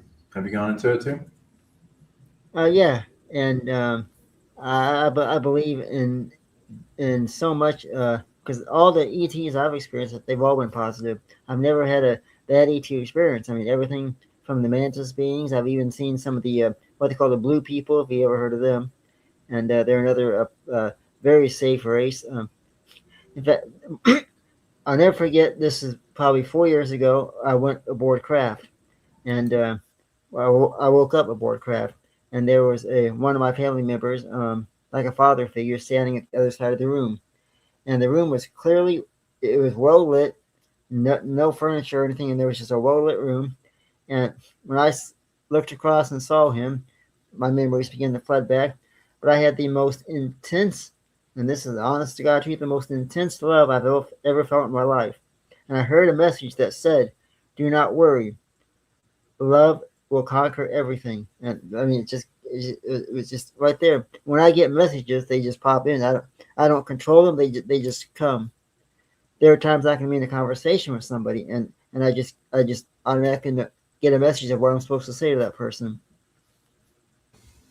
Nice. Yeah, it's like that knowingness.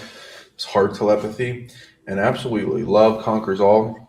What is connected to infinite. I recommend people go into love science powerfully. Some of our like trips, like my Egyptian before I ran, I was into unlocking superhuman love, and I went to a bunch of love places of power in Mexico in to some of my tours. And it empowers all psionic abilities. So that's why it's one of the top things for people to work on. It also amplifies your frequency and intensity of consciousness, how much knowing your heart, it amplifies your knowingness field and how much you can tap into in like these libraries of knowledge and information, truth, and like so much, like time, space, like beyond infinite, the divinity body, all this stuff is centered in the heart. So yeah, man, love is the best. And the things when people want to go into love, Psionics, it's you can just put your ring finger in the center of your palm, just or whatever. It doesn't really matter. You can do your fist. Just activate your palm chakra by pressing like a button. You can hold the front back of your heart or like hug around your heart or whatever. And you make this focus. Focus tracks chi. So if you hold an intense focus in a place, it amplifies everything to go to that. And then you cultivate intention like love. The big fuels to your source, higher self, soul, spirit, and many of your abilities and generators, which act like a little sun in your body, throughout your body, your chakras, your organs, your cells, your mitochondria, all that, is faith, love, and gratitude. especially faith. It's 90%, 5% unconditional love, 5% gratitude. Faith is an amplifier, like the placebo engine that amplifies things to become true. It's the same thing with like how like more pharmaceuticals are approved based on being 1% more efficient than the placebo effect. You can believe yourself to cure cancer. Other people have done it. You can amplify this in faith for yourself and your source connection. Then also unconditional love breaks all boundaries, overcomes everything. Gratitude is a fuel to everything. It's like nothing you ever met anything that if you were like showing super gratitude to that it didn't like start to like connect and like you. And it's like putting a plate of offering to your ancestors or your spirit guides or anything else. Same thing with this. And it then fuels those systems. These suns in your body, as you make them more powerful, how you do that with faithful and gratitude, it makes the sun burn brighter. There's all these attachment cords that treat us kind of like batteries in this world. And when they don't feel safe, they shut down. So when you get them to burn brighter and burn away with love, all the attachment cords, then it all turns into fuel and makes the sun stronger, and it can support itself. And then the heart expands. And so the things, every ability has usually an anti-ability or a harvesting system or a block type of energy to it. So those heavinesses will come down our heart and hold back the love. The love, you can see like a sun that either expands and glows brighter and bigger or shrinks down to barely anything. It never truly goes out. It may be down to the size of an atom, but you give it focus and you start upwelling it and getting it stronger, embracing all the things that are holding it back, limiting it from it, stealing from it, having gratitude. Oh, thank you for being my firewood. And then it builds that up. It makes it stronger. And then you can overcome anything with that. And it learns. It's like your source connection, your higher self, your super consciousness is in the center of the heart with the neurons of the brain of the heart. Right, and so I'll never forget. This is a good story. I do want to mention this because you've had ET experiences, and so have I. And years ago, it's been maybe 3 or 4 years ago, I got real sick one day, and very sick, and I couldn't even heal myself. And usually, when I get ill, I'll have like a healing that comes overnight. I'll wake up and everything's perfectly fine. But I felt so down and out one night, bad cold, couldn't hardly move.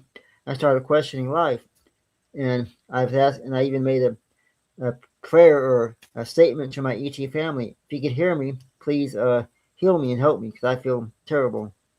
And I never got a response from them. So I started questioning: is helping all these people every day that I'm doing, because every day I help people, and I'm always in the right place at the right time, doing all this work.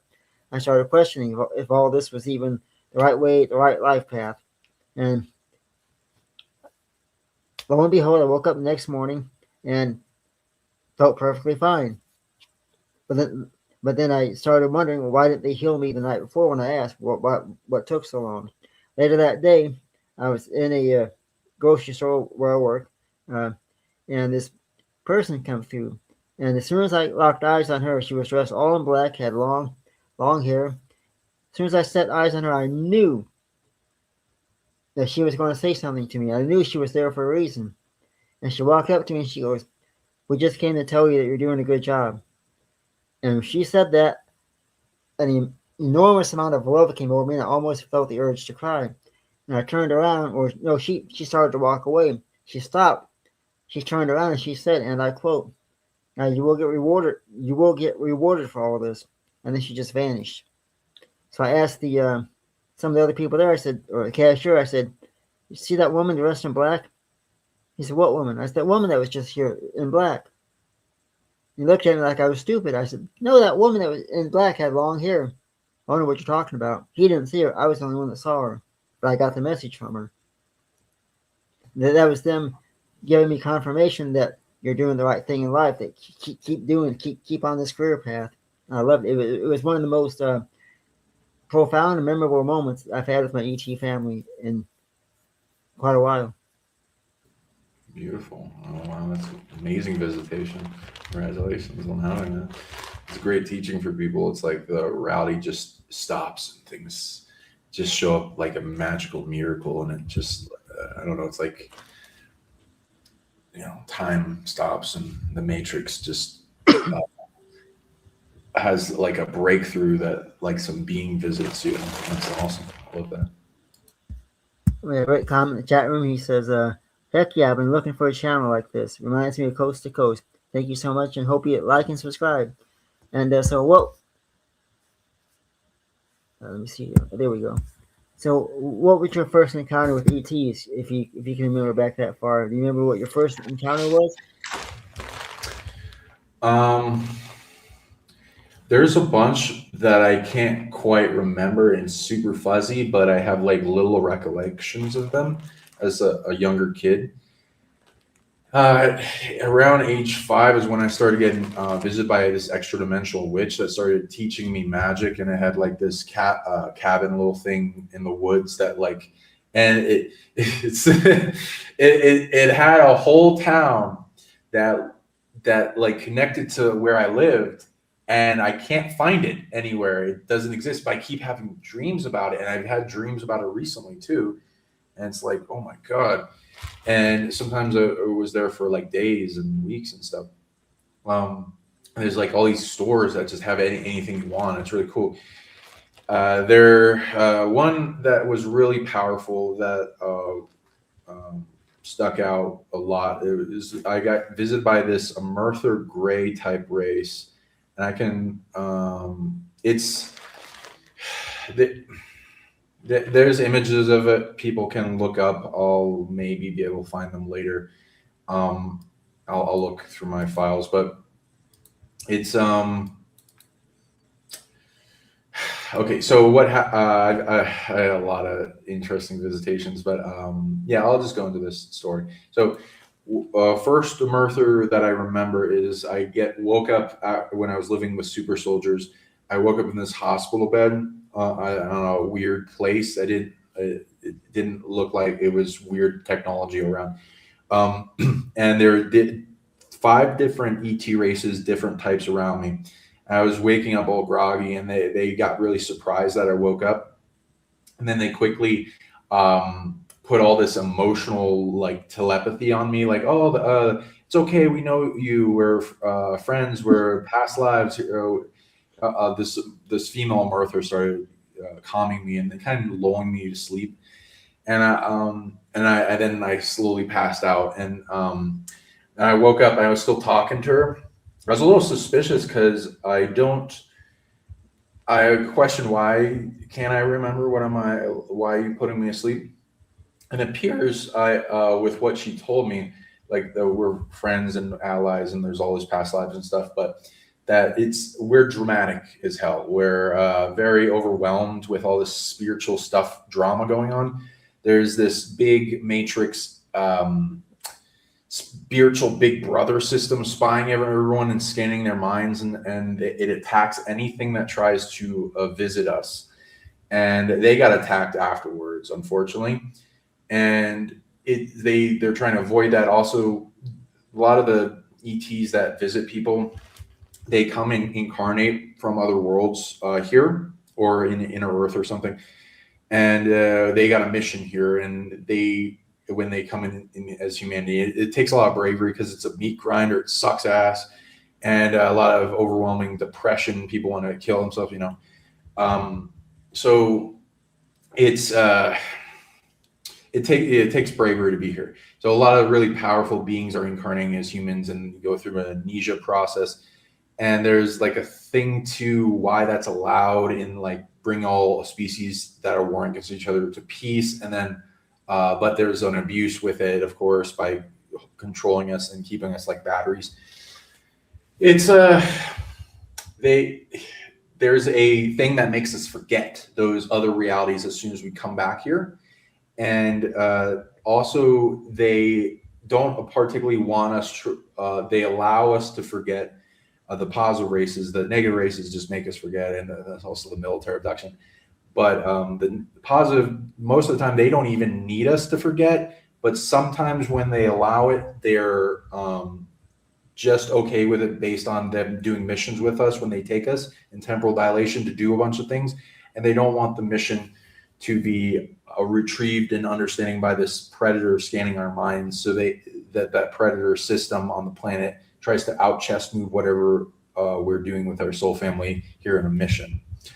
But again, we should challenge all this. There's this great forgetting field around the planet that happened at the fall of Atlantis that isn't natural. There's other planets that you don't forget your other lives. There are like the mantid races, when they die and they reincarnate, just their spirit goes into another egg, and they remember their life going from life to life, and they keep picking up and getting more smart and stuff. So there's a weird system here that we need to resolve.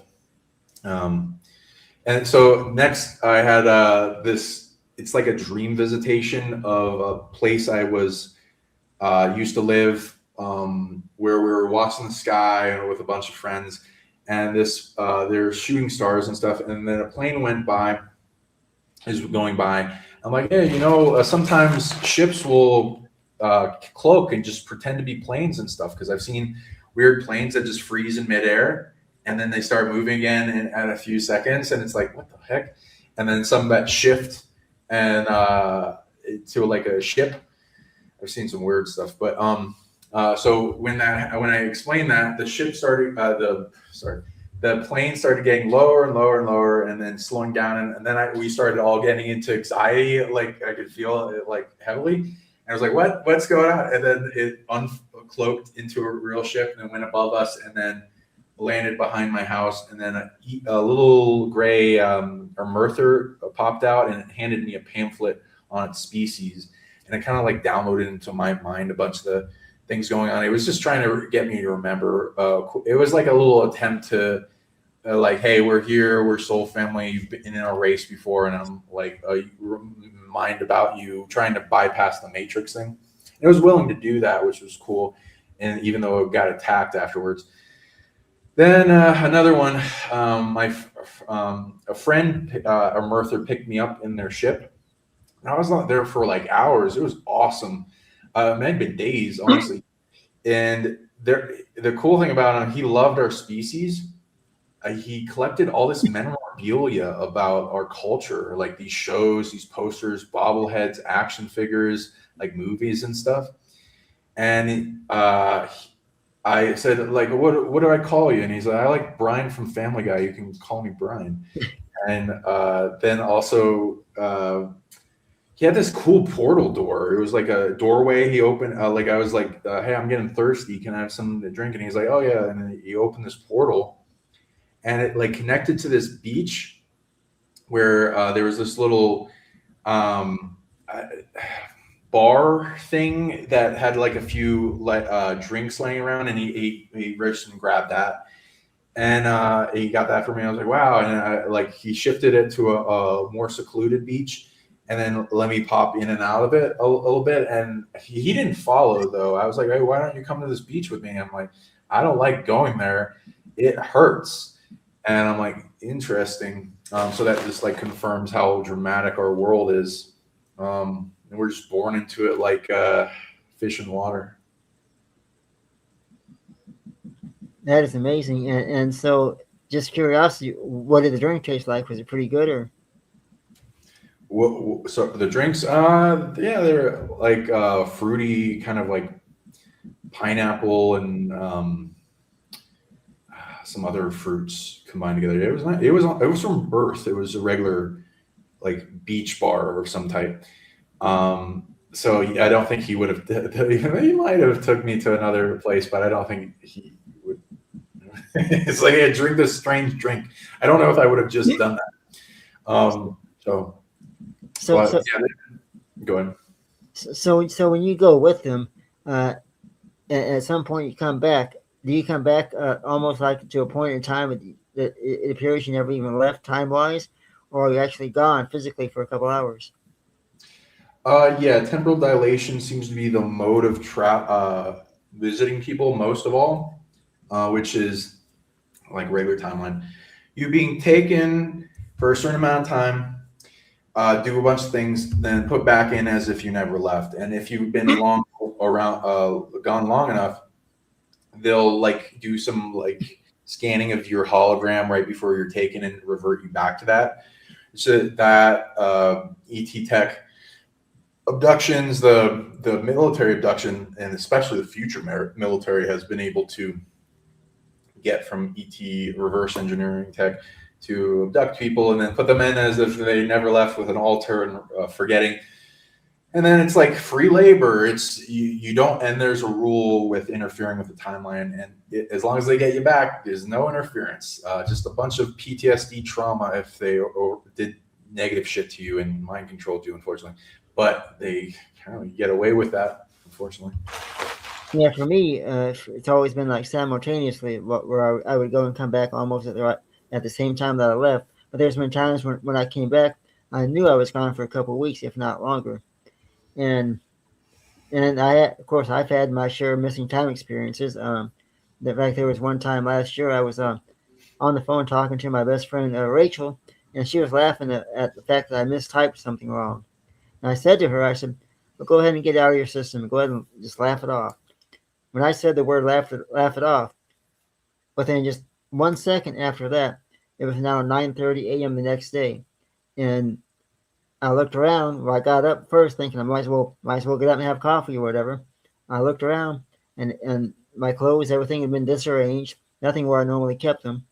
And then moments later, or maybe a half hour later, I started getting visions of being aboard craft, and some of the other people, another friend of mine, I won't say her name, but she had a similar experience. I was aboard craft. There was 8 beings surrounding me. Like I'm in the center. There's 8 of them surrounding me, and I was getting the feeling like they were sending me or preparing me for my next mission, my next level of whatever you call this, helping and healing people. And when I got that vision, that's when I started getting the feelings that okay, now I'm starting to make sense now. And have you ever had missing time yourself? I know you have, but like, were you ever like puzzled by it, or do you have conscious memory of most of that stuff? Yeah, it's strange. So I've experienced that. I have friends experienced it. I've had people tell me they witnessed me go into the woods, turn around, wink at them, and then go through a portal. And then I don't remember any of that, but and then some of it I do remember, and like I've visited other timelines, other realities, dimensions, realms before, and then came back with as if I never left. Sometimes it was willing to give me the understanding of missing time. Sometimes I'm driving and I skip past where my destination is. I'm like, what the fuck? How did we get here? And then also like get there way sooner, and also with that, it depends on what they're trying to do, because if they're okay with you knowing about it. Sometimes I've met certain people that have switched out with an altar of some type, and they're experiencing somewhere else, and their altar is experiencing timeline. And like with what you're saying, either you just disappear, like your friend's saying in the comments, or like you could be displaying something and doing something for a certain amount of time that you don't remember at all, while you're off doing something else, and then put back, or you don't remember any of it, and you just have missing time, and it's like, what? Why am I? And then I can go into either ET visitation, or you being switched out in an altar. And there's like things with the military, they do that with a lot of the super soldiers. I got to ask you, when you first started having missing time, when you first started noticing it, did it scare the hell out of you? It did. I was very freaked out about it. It was a lot of anxiety, PTSD, and it felt like I needed to know stuff. Like I'll come back with like big scratches on my arm, and like sometimes injection marks or triangles of dug out in my lip or ear or something like that. And sometimes my birthmarks will be switched. I even have like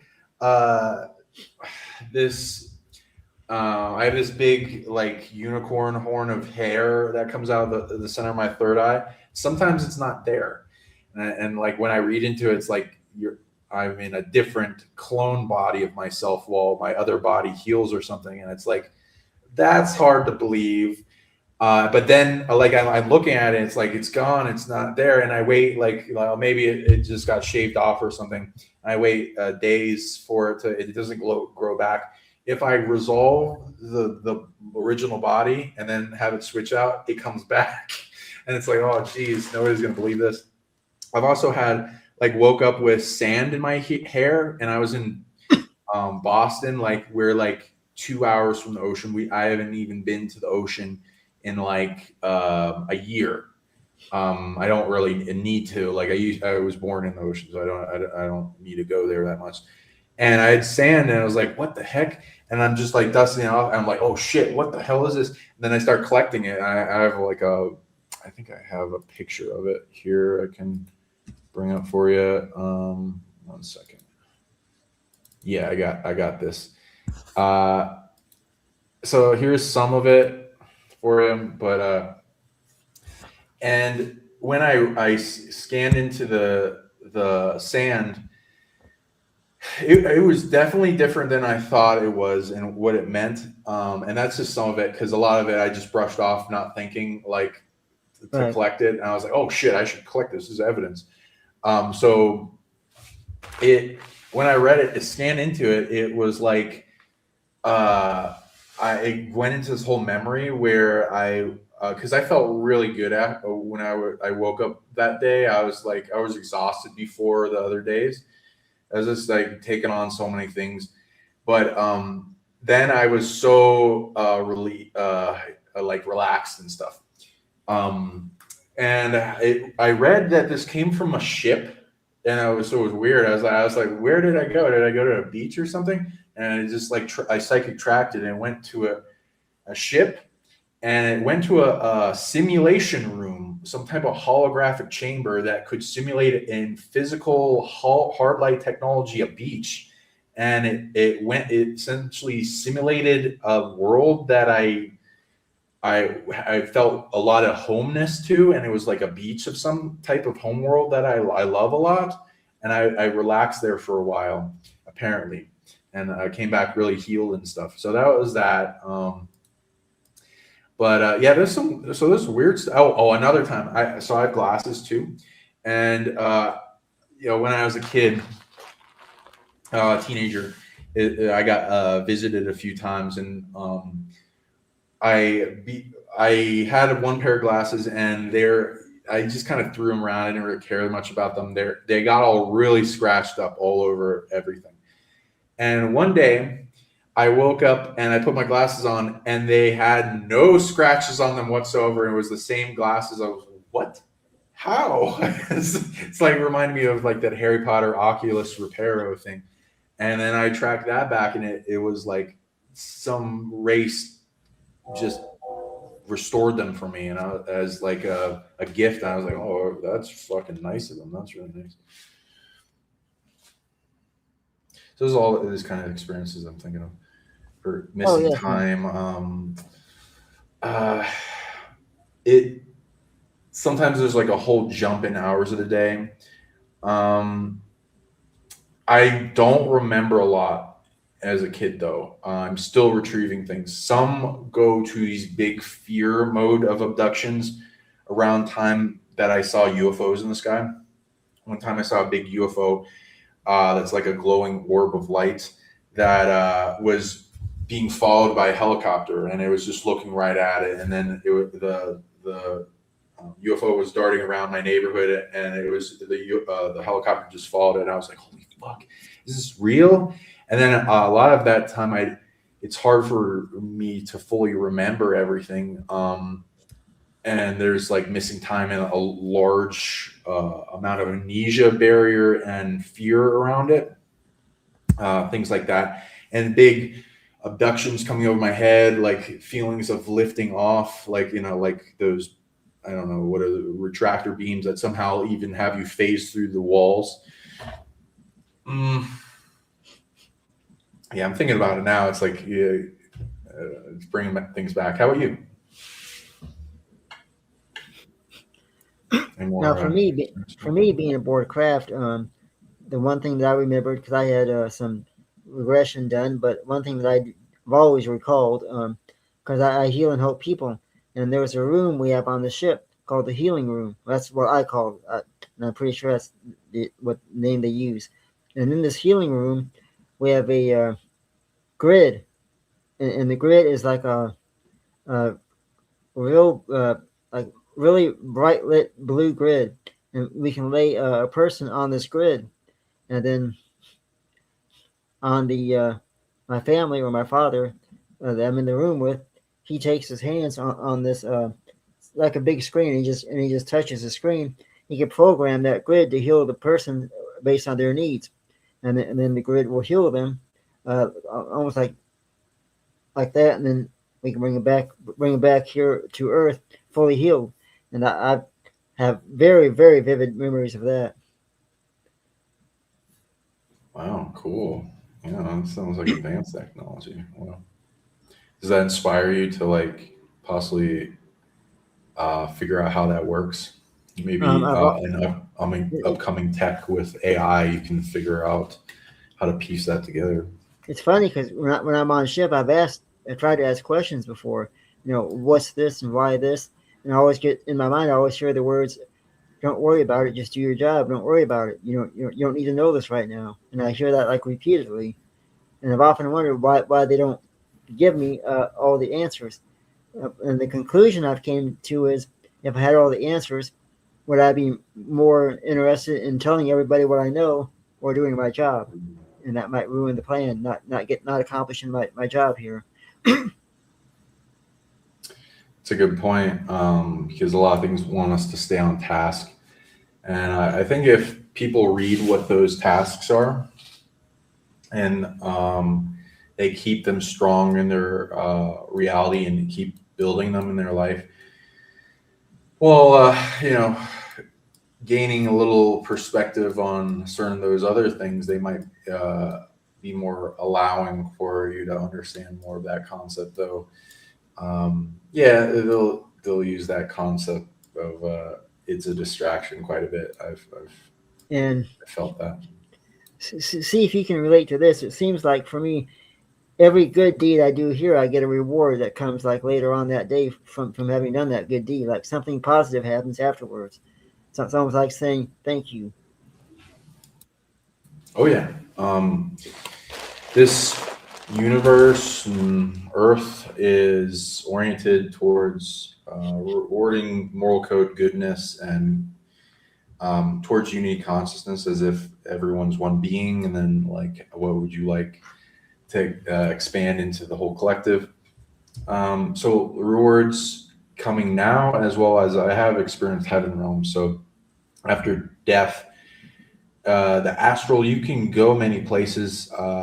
You can earn, there are certain places you got to earn your way in, and there's all these VIP clubs, and esoteric Christianity even goes into at least 77 heaven realms. I agree there's way more. It's a lot of VIP clubs to creators of certain realms, and Earth has like billions of realms besides the Tree of Yggdrasil in Norse mythology of the 9 primary incarnate realms. Then there's also the quarantine, prison, and hell realms.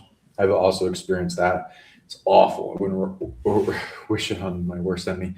But if they're not taken over by dark predators to take them away from the original purpose, they're meant to put invaders there and then get them under a moral code system and lesson learning and bring them out into a graduation sense. So this realm is more oriented towards lessons and growth in transcending suffering and ascending and making it stronger, your capability to do anything to a high degree despite all the blocks and limits and weights on us.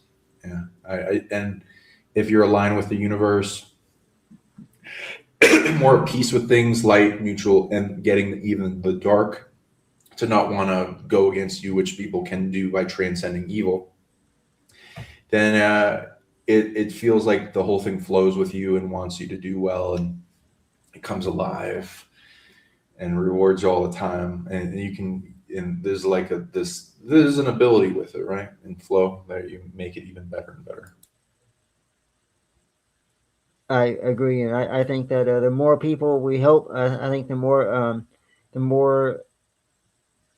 in return we're going to get, because it seems like every time I reach out and lend a hand, I get something back, and reminds me of what happened. Just I say happened, but it's about 3 weeks ago. It was right before Christmas, and maybe just a few days beforehand. I was working at the store because I'm still there a few days a week, and I've been helping people all day long and telling them, "Hey, Merry Christmas," all this, and this. I saw this woman walking very slow. So she's looked like she was in her 80s. I put my arm out like this. I said, "Need some help?" She goes, "Why, sure." And then she starts talking, and everything she said kind of sounded peculiar, but pleasant. And she made a comment about how she's so grateful that there's people like me that help people like her, and and she had this look on her face, and it wasn't normal, but it wasn't unnormal. I was reading something from her, and that's when it occurred to me. I think she might be one of my family members that came in kind of like in a disguise or something, not showing their true form, which they've done that before.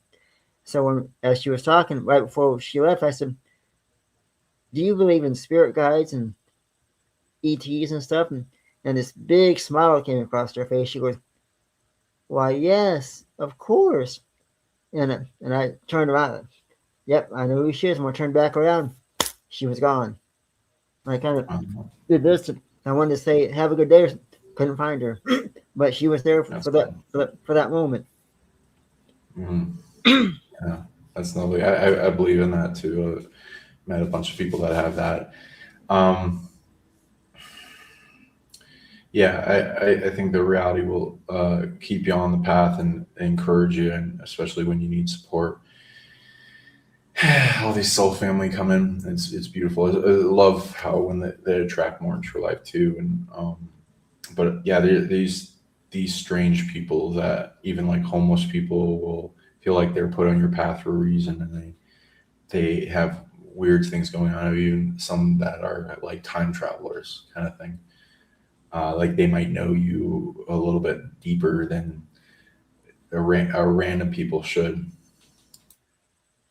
And I do believe time travel is possible because when you're up there on a craft, there is no time. Everything is just now. And so in reality, everything we're living in right now is all one. And I've been told by my family that we are all one cohesive unit, that this is all a togetherness thing. Not everybody here on Earth gets along, but we are one together. Oh yeah, I agree. Yeah, you said before the chat you went into time travel a little bit more with road viewing, so I'd love to hear more of your experiences on that. I've also gone into it. I go through the time mystery school with remote viewing. I've gone into experiencing time, sending healings backward in time, forward in time, expanding to my past lives, releasing traumas, preventing things negatively happening, stopping timeline incursions, getting a lot of like big pain and attack and illness that's trying to kill people. I've been able to stop by seeing their timeline and see when it's getting attacked, and then prevent that, and then it goes away and all the pain goes away. It's nice. And then be able to find little threads that shouldn't exist in the timeline, that's like spiritual negative stuff that is holding people back and things that make the timeline worse, and then find where its core is back in time and resolve that, and then it all releases. All these negative timelines collapse and the positive merges back with the regular timeline, empowering it for the better. Because the parasites don't earn abilities, they steal them. So they're stealing all these ways to affect the timeline. I've been doing this like timeline maintenance stuff for everything, including myself and clients. How about you? Yes, and so have you ever took a remote viewing course yourself, or are you just gifted naturally? Because for me, it's both ways. A few, but I've mostly been self-taught into it in amplifying the vision, going into vision quests, and then a lot of like these little psychic astral eyes turning on, and then me being able to have them float around different places and see locations out of my room, and also my astral body, out of body experiences. And I took courses on like controlled remote viewing and certain ones from the Farsight Institute, and some other friends have some things into that. But I think there's a lot more methods. So I'm especially into turning on the third eye to get brighter, and then seeing into different scenarios and places, and I use it with psychic tracking often. How about you? Yeah, I teach remote viewing. Me and my best friend Rachel, we teach it every week, and we're getting ready to start another round of the beginner's course, which you're welcome to take any course that you want for free from us. Yeah, let's trade. I'll give you one of my courses for free, and I'll love to take yours. I teach remote viewing 101. I call it link remote viewing. The reason why I call it link remote viewing is because the way I teach it, everything comes together at the end. You're linking all this information into one answer to a puzzle. It's great. I've taught well over, it's in the thousands now almost. Classes. I teach remote healing. I also teach remote influencing, which is the ability to change a person's mind for the better, and even use that to control the weather. Like I demonstrated in class once how to make it rain, how to make it stop. But you got to be very careful when you're doing stuff like that, because you don't want to make it rain too hard or make it overpowering, because I made a mistake in demonstrating to the class how I can make a thunderstorm on contact and how to make it stop. But I wasn't careful with my words, and we started having lightning and thunder. And the brick house I was living in a brick house at the time with my parents. And the brick house, the house itself literally shook from the thunder. So I overpowered the influencing. But good demonstration for the class, how to teach them to be careful with what they wish for. You don't want to overdo it. I also teach a course on advanced remote viewing, which is how to do it all up here in your mind quickly, just by using certain words and certain phrases to make things happen. And that's a great course. And I teach 2 extra courses for fun that people can take at any time. It's a remote time travel, how to travel through time and see things and find things. And you even go back and look at yourself in the past. And it's wonderful. In fact, I use that course to go to concerts and things. Now, I'll never forget this. I went to a 1991 concert in Europe. I forgot the name of it now, but Phil Collins, Eric Clapton, everybody, Eddie Rabbitt, Elton John, everybody was there. Great big outdoor concert. I kid you not. I went to the concert and witnessed it. And I was standing in the back. It was a huge show, so I was standing in the back and enjoying the show. And I couldn't really see too much because I was too far in the back, and I didn't want to go up front, because when you time travel, you want to be careful not to make any changes. You don't want to change things too much, because it can be damaging to yourself or to the people around you. So I was in the back, but I had such a good time at the show, I thought, I'm going to go again and go up front. The second time I went to the concert, it was raining, and people had umbrellas. It did not rain the first time. Lo and behold, there's a DVD on Amazon of that show. And so I got to buy this DVD and watch it. On the DVD, clear enough, you see it rain. But when I first went to the show, it did not rain. Ooh, Mandela effect changed the timeline. That's lovely. That's cool that you're getting that evidence with it. Yeah, it's definitely trade. I got a lot of abilities I'll give you. We can. I'd love to experience your courses. You seem very powerful. You seem to have the power of a star, like you've been a star before, and I think that star still exists. And also, like with I can tell you also got the stuff with the Founders of Magic thing. So yeah, thank you for teaching all that and expanding your wisdom. Oh, great. My passion Psionics, so thank you so much.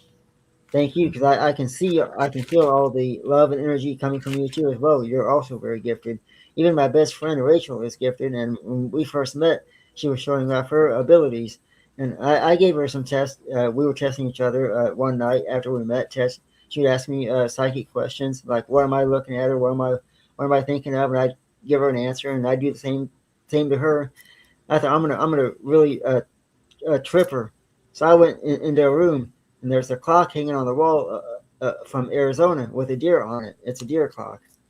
So I asked her. I said, thinking that she wouldn't get this correctly. I said, all right. I said, what am I looking at? She goes, like a clock with a deer on it. I thought, holy shit.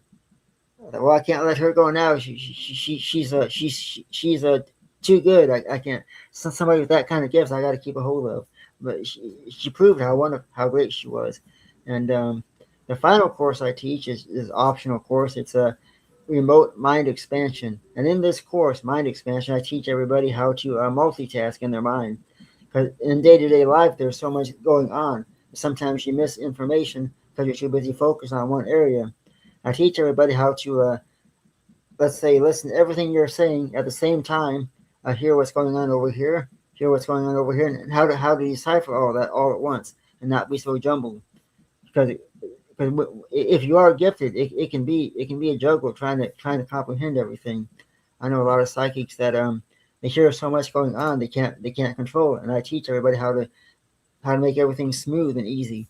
And my courses are very smooth and easy. I teach step by step. When I teach my classes, everything is so.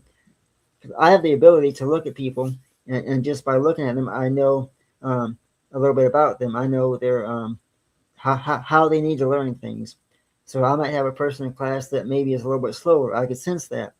So I will base my lessons on their needs as well as everybody else's needs. So I might go over everything once for everybody to hear, but then I might repeat it slightly differently so that she can understand it better in her own way. And what's great about being able to teach everybody on their level, I've never had a student that couldn't become a remote viewer and get certified. I've never had a student that couldn't fail. I had one student in class.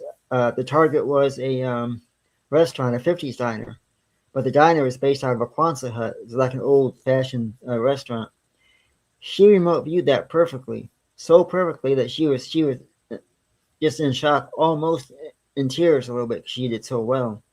And my assistant gives out a lot of the targets. I do the lessons, and she gives out the targets. And her targets are fantastic. She enjoys it, and the class has fun.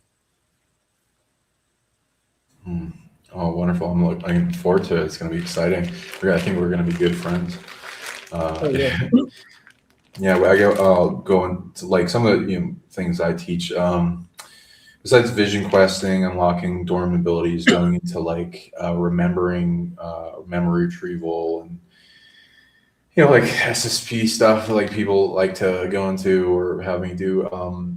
There's like piecing together ability, how it works, these generators to activate that are dormant in people, so their ability flourishes automatically.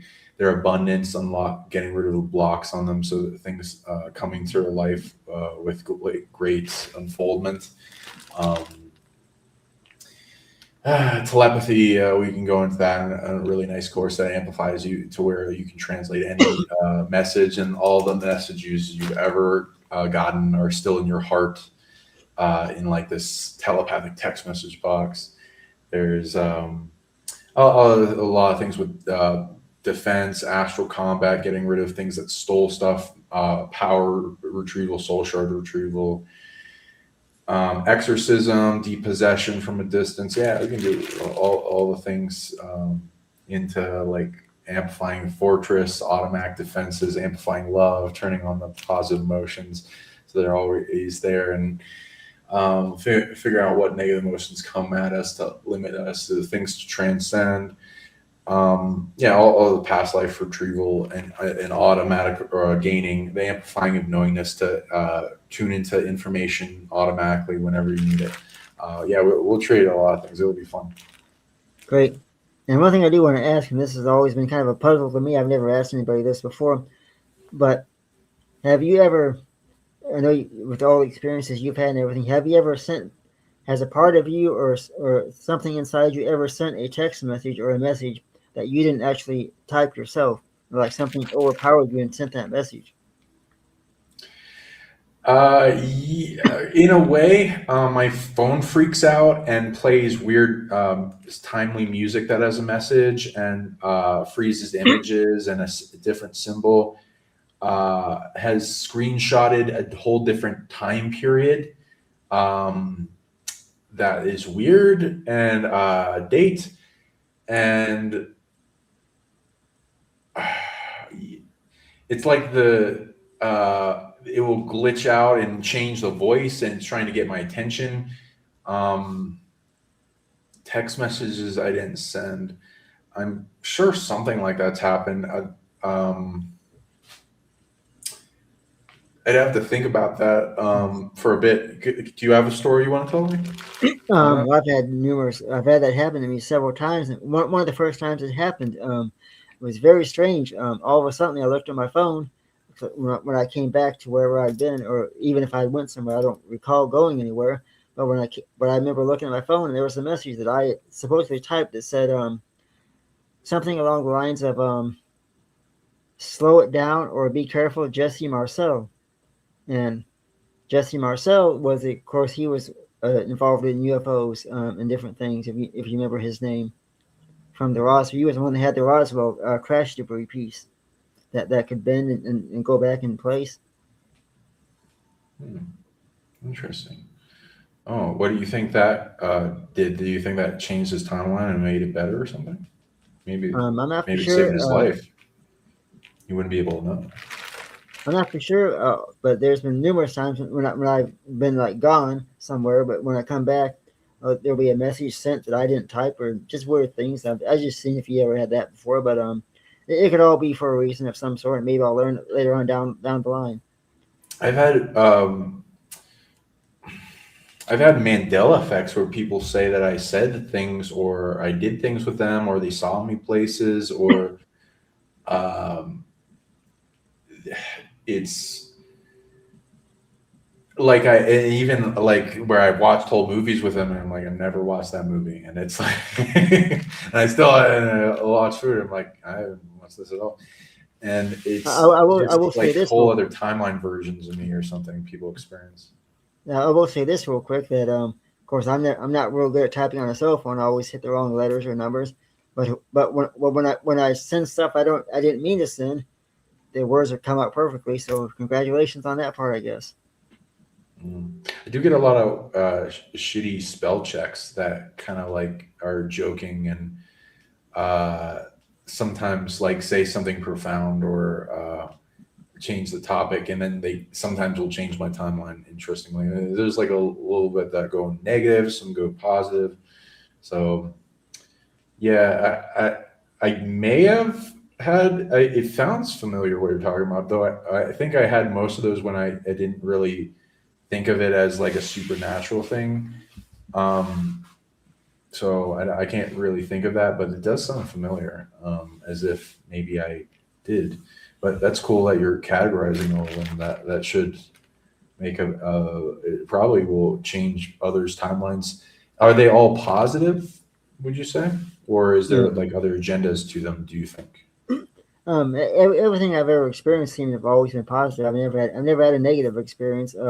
Even with my being taken aboard craft, nothing's ever been negative. It's all been positive. The only thing I've ever had negative was years ago. I had something that connected with me that was negative, and I was able to wait it out and not fight it, and eventually it left. And that was ages ago. But that's the only time I've ever had anything negative. Most everything's been positive and all loving. And my best friend Rachel is chatting with me. She said that she can feel a connection with the skull. When you were showing the pictures of the skull, she kind of connected with it a little bit. Oh, I'm glad that you got to connect to it.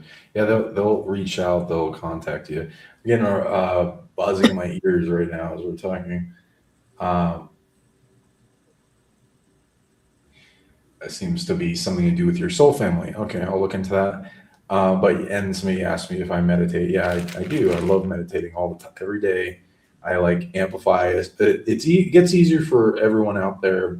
If you want to get into meditating and you're like, I just can't, or you need to form a habit, first start with making it so the meditation charges you up like energy, like you're plugging a cell phone, and gives you bliss, love, happiness, and joy. If you can generate those, then you'll get addicted to it. And I found ways to do that in like holding certain organs and the chakras, like the sacral.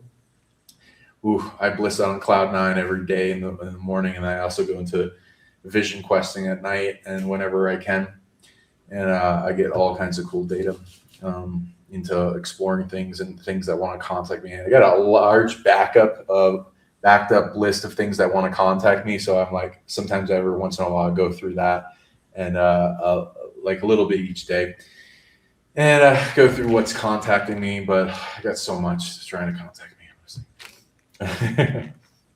Now, do you write your own meditations out sometimes? Do you ever make up your own? I do that too. I have like hundreds of journals worth of abilities and meditations and things to amplify and take back power of your body, to program it to become your greatest self. Somebody asked, like, I can't seem to shut my mind off. I have found the cure to that. So hit me up if you want to gain that ability. A lot of it, just to like break it down, is attachment. And the monkey mind, and bringing it to the mind of silence is through finding out where that attachment is and then clearing it. And then it comes to silence and peace, and you generate tons of bliss. All this chi comes out of your heart, and you can know greater amounts of things just to answer any question that comes to your mind. It's like a bunch of knowingness, and it's so lovely. It's like touching upon closer to source or something. I work in certain areas of MUFON where we in the UFO organization where I work with people one-on-one that are having ongoing contact with ETs, and they don't understand how to cope with it or how to handle it, because they have the missing time, the fear effect. And so I do meditation for those. I will write them out a specific meditation based on their type of contact they're having, and this meditation will help ease the contact when it happens, but it also puts their mind at ease. In some cases, when I do the meditation, when I write it out for them or record it for them, they're so peaceful they don't even remember having contact. It's almost as if contact ceases. It doesn't really cease, but in their minds, they're off in this pleasant place I put them in with the meditation, that they don't have the fear no more. I more or less delete the fear from them, and they love the meditation because I base it specifically for them, and even use the right kind of voice and words to help them relax more and not be in such fear. Yeah, that's a good method, because fear, like a lot of the ETs that contact me, like when I wake in the morning and after it, I'm like, I can still, my telepathy with them is still strong, and I still go back and forth with them. Very prevailing in the mind. I've experienced multiple types. I asked them, what can I do to get more contact with you more often? And they bring up a lot of times the fear within us, and it appears there's more fear than we know about. Like a lot of people like yourself have gone through a lot of fear and released a lot of it.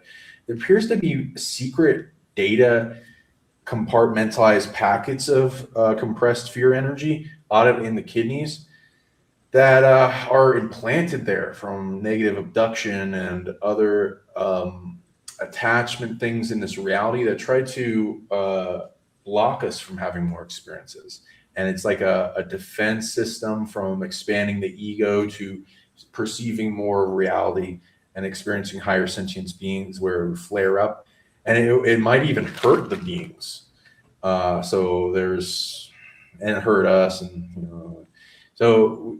We got to go deeper, especially in Vision Quest, to release this fear and find out any little grain that's left, as well as there's anxiety and overwhelm and stress and things that would go into like survival mode or an overloading, because you can overwhelm an ET and kill it with your emotions, unfortunately. Right. So, yeah.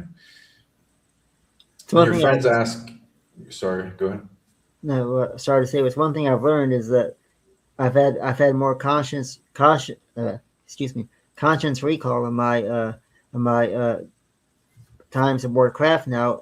One of the reasons I believe that I've had more recall is because of the fact that I've learned to trained myself to be more calm, more one with the world, and more in tune, and just have a complete sense of relaxation.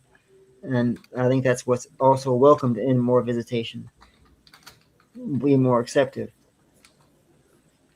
That's a good point. Yeah, they want to look.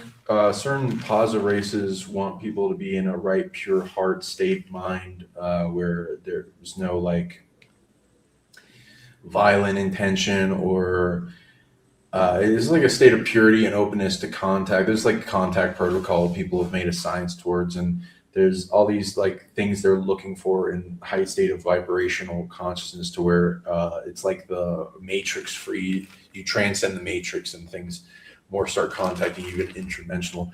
When I first started doing contact protocols, I got visited by extra dimensional beings and fairies and stuff in my dreams, and it's like, oh, yeah, this is that wasn't what I was expecting, but cool. And then it like opened up to all these things in the unseen that we don't know about and hidden in that can transcend through dimensions and like interdimensionals and stuff. Oh yeah, and do you have do you ever recall of being on craft yourself? Oh yeah, tons. Some of my favorite moments I remember is where they let me drive them. It's like it has its own intelligence, its own soul. It reacts to you mentally, and it's like an extension of yourself. And you can like speed up and like hyperdrive and like cloak the ship and go above the skyline of places and barrel roll and all this kind of stuff. And They haven't let me some drive of it yet. has such love too. Go ahead. They have not let me fly the plane yet. So you got one up on me on that one. I haven't been able to fly it yet. I'd love to. You'll probably get one soon then. But yeah, you definitely have those. Those are I love that one. I've had a bunch of those too. Sometimes I've had a dream where I infiltrated a. It was really crazy. So here's the dream. So whatever it means, you can think of it. You can tell me what you think it is. But I was dressed up as like a civilian in a wheelchair, and I entered at like a top military base, and I pretended to have like a little accident, but I was really trained well with the wheelchair, and I trained it so that the wheelchair went downstairs really quickly, but like where I had like it up on one wheel, and it didn't like fuck with me at all going down the stairs, and I was able to turn all the way down the stairs and go to the next station really quickly while people were freaking, hey, you're not supposed to go down there. And I just went all the way down, and I quickly passed all these hallways and into this room that opened up, and it went to this big ship. And I got on the ship, and it was like an AI intelligence of it that instantly interacted with me and started talking with me. And I was like, okay, let's get out of here. And I synced it up, and then we phased through I got it up and running, and we phased out of the facility, and it got up and running and into space, and that was awesome. And then I started flying it out of there. So that was. And then another time, it was like I was seeing. I wasn't driving the ship, but I could see the Earth from a distance. That was really cool. And I remember getting abducted, and certain people were getting killed. I got really angry, and for some reason my psionics activated and telekinesis, and I started killing all the negative ETs on board that were like killing some other humans. So I got really angry on that one. And then there is this scenario where there's these dark ETs coming in, and I was like, no, you're not allowed to be here. And it's like another altar of myself turns on or something. And then I grab the ship with telekinesis and I slam it to the ground. But and then I later wake up or something. So there's this weird scenarios where I'll have both positive and negative experience, and I teach people how to get rid of the negative abductions. And the reason the negative come if you're targeted is rare abilities, and if you don't have enough camouflage, because people like yourself make a lot of camouflage, and you also have this cool peace ability coming off you. So good job for doing that and bringing everything to unity more and more. Thank you very much. Yeah, there's a lot of peace coming off of you too, and I think that we're here for a reason. We're not here just to just to live a normal life per se. We're here to help other people and help raise awareness and spread love. And I think our ET families would love it if everybody could have that ability. I think everybody's capable of spreading love and helping other people, but they're just too caught up in their day-to-day lives. They don't have the relaxation to become one with the land or the world. Yeah, it's we can, like, we're a big empathy trap, so we can bring all the negative species into like turning on their love and their empathy as they entangle with us, and we have all these positive races backing us. So there's a lot to look forward to in the future of what will come about with as our species awakens into this greater reality of who we are and what we're here to do. And your friend asked me, is it normal for the long skull to memory wipe you? And I put it up on the images if you wanted to bring it up again. To mind wipe you. It's not really normal. Depends on what you mean by mind wipe. It might have, some of the species might be interested you in a quickly temporal dilated visit to it. That tends to happen. That Chris, it's in the little share screen. If you mean that it could be you were visited in temporal dilation, though this crystal skull is a skull of truth. My black one is superpowers, so this one will Of mass. contact you Not the center of and the interact body. with you in Right, interesting because ways. you And see this thing is on the side. so go ahead and message it and reach out to it. It can tell you crazy stuff about yourself and your destiny and who, what you're meant to do, and how to overcome some big challenges in your life to go closer to your destiny. But there's many other things, so feel free to contact it. This long skull race is also there, so he might have visited you. Some other things might have visited you. So lucky you to interact with it. But yeah, feel free to tune into whatever you think it is, and let us know in the comments, because it seems to be been very nice to me, but I'm sure it could kick some people's ass. But it seems to be nice. Maybe there's like a attempt to even bring in knowledge to you, but then the Matrix doesn't want you to have it or something. Because I find that often, like where people get downloads, people call them like ascension symptoms and stuff. And if they get like headaches and pain with it, that's usually something trying to stop the integration. And you can clear the area where you feel it, and then it will integrate more easily.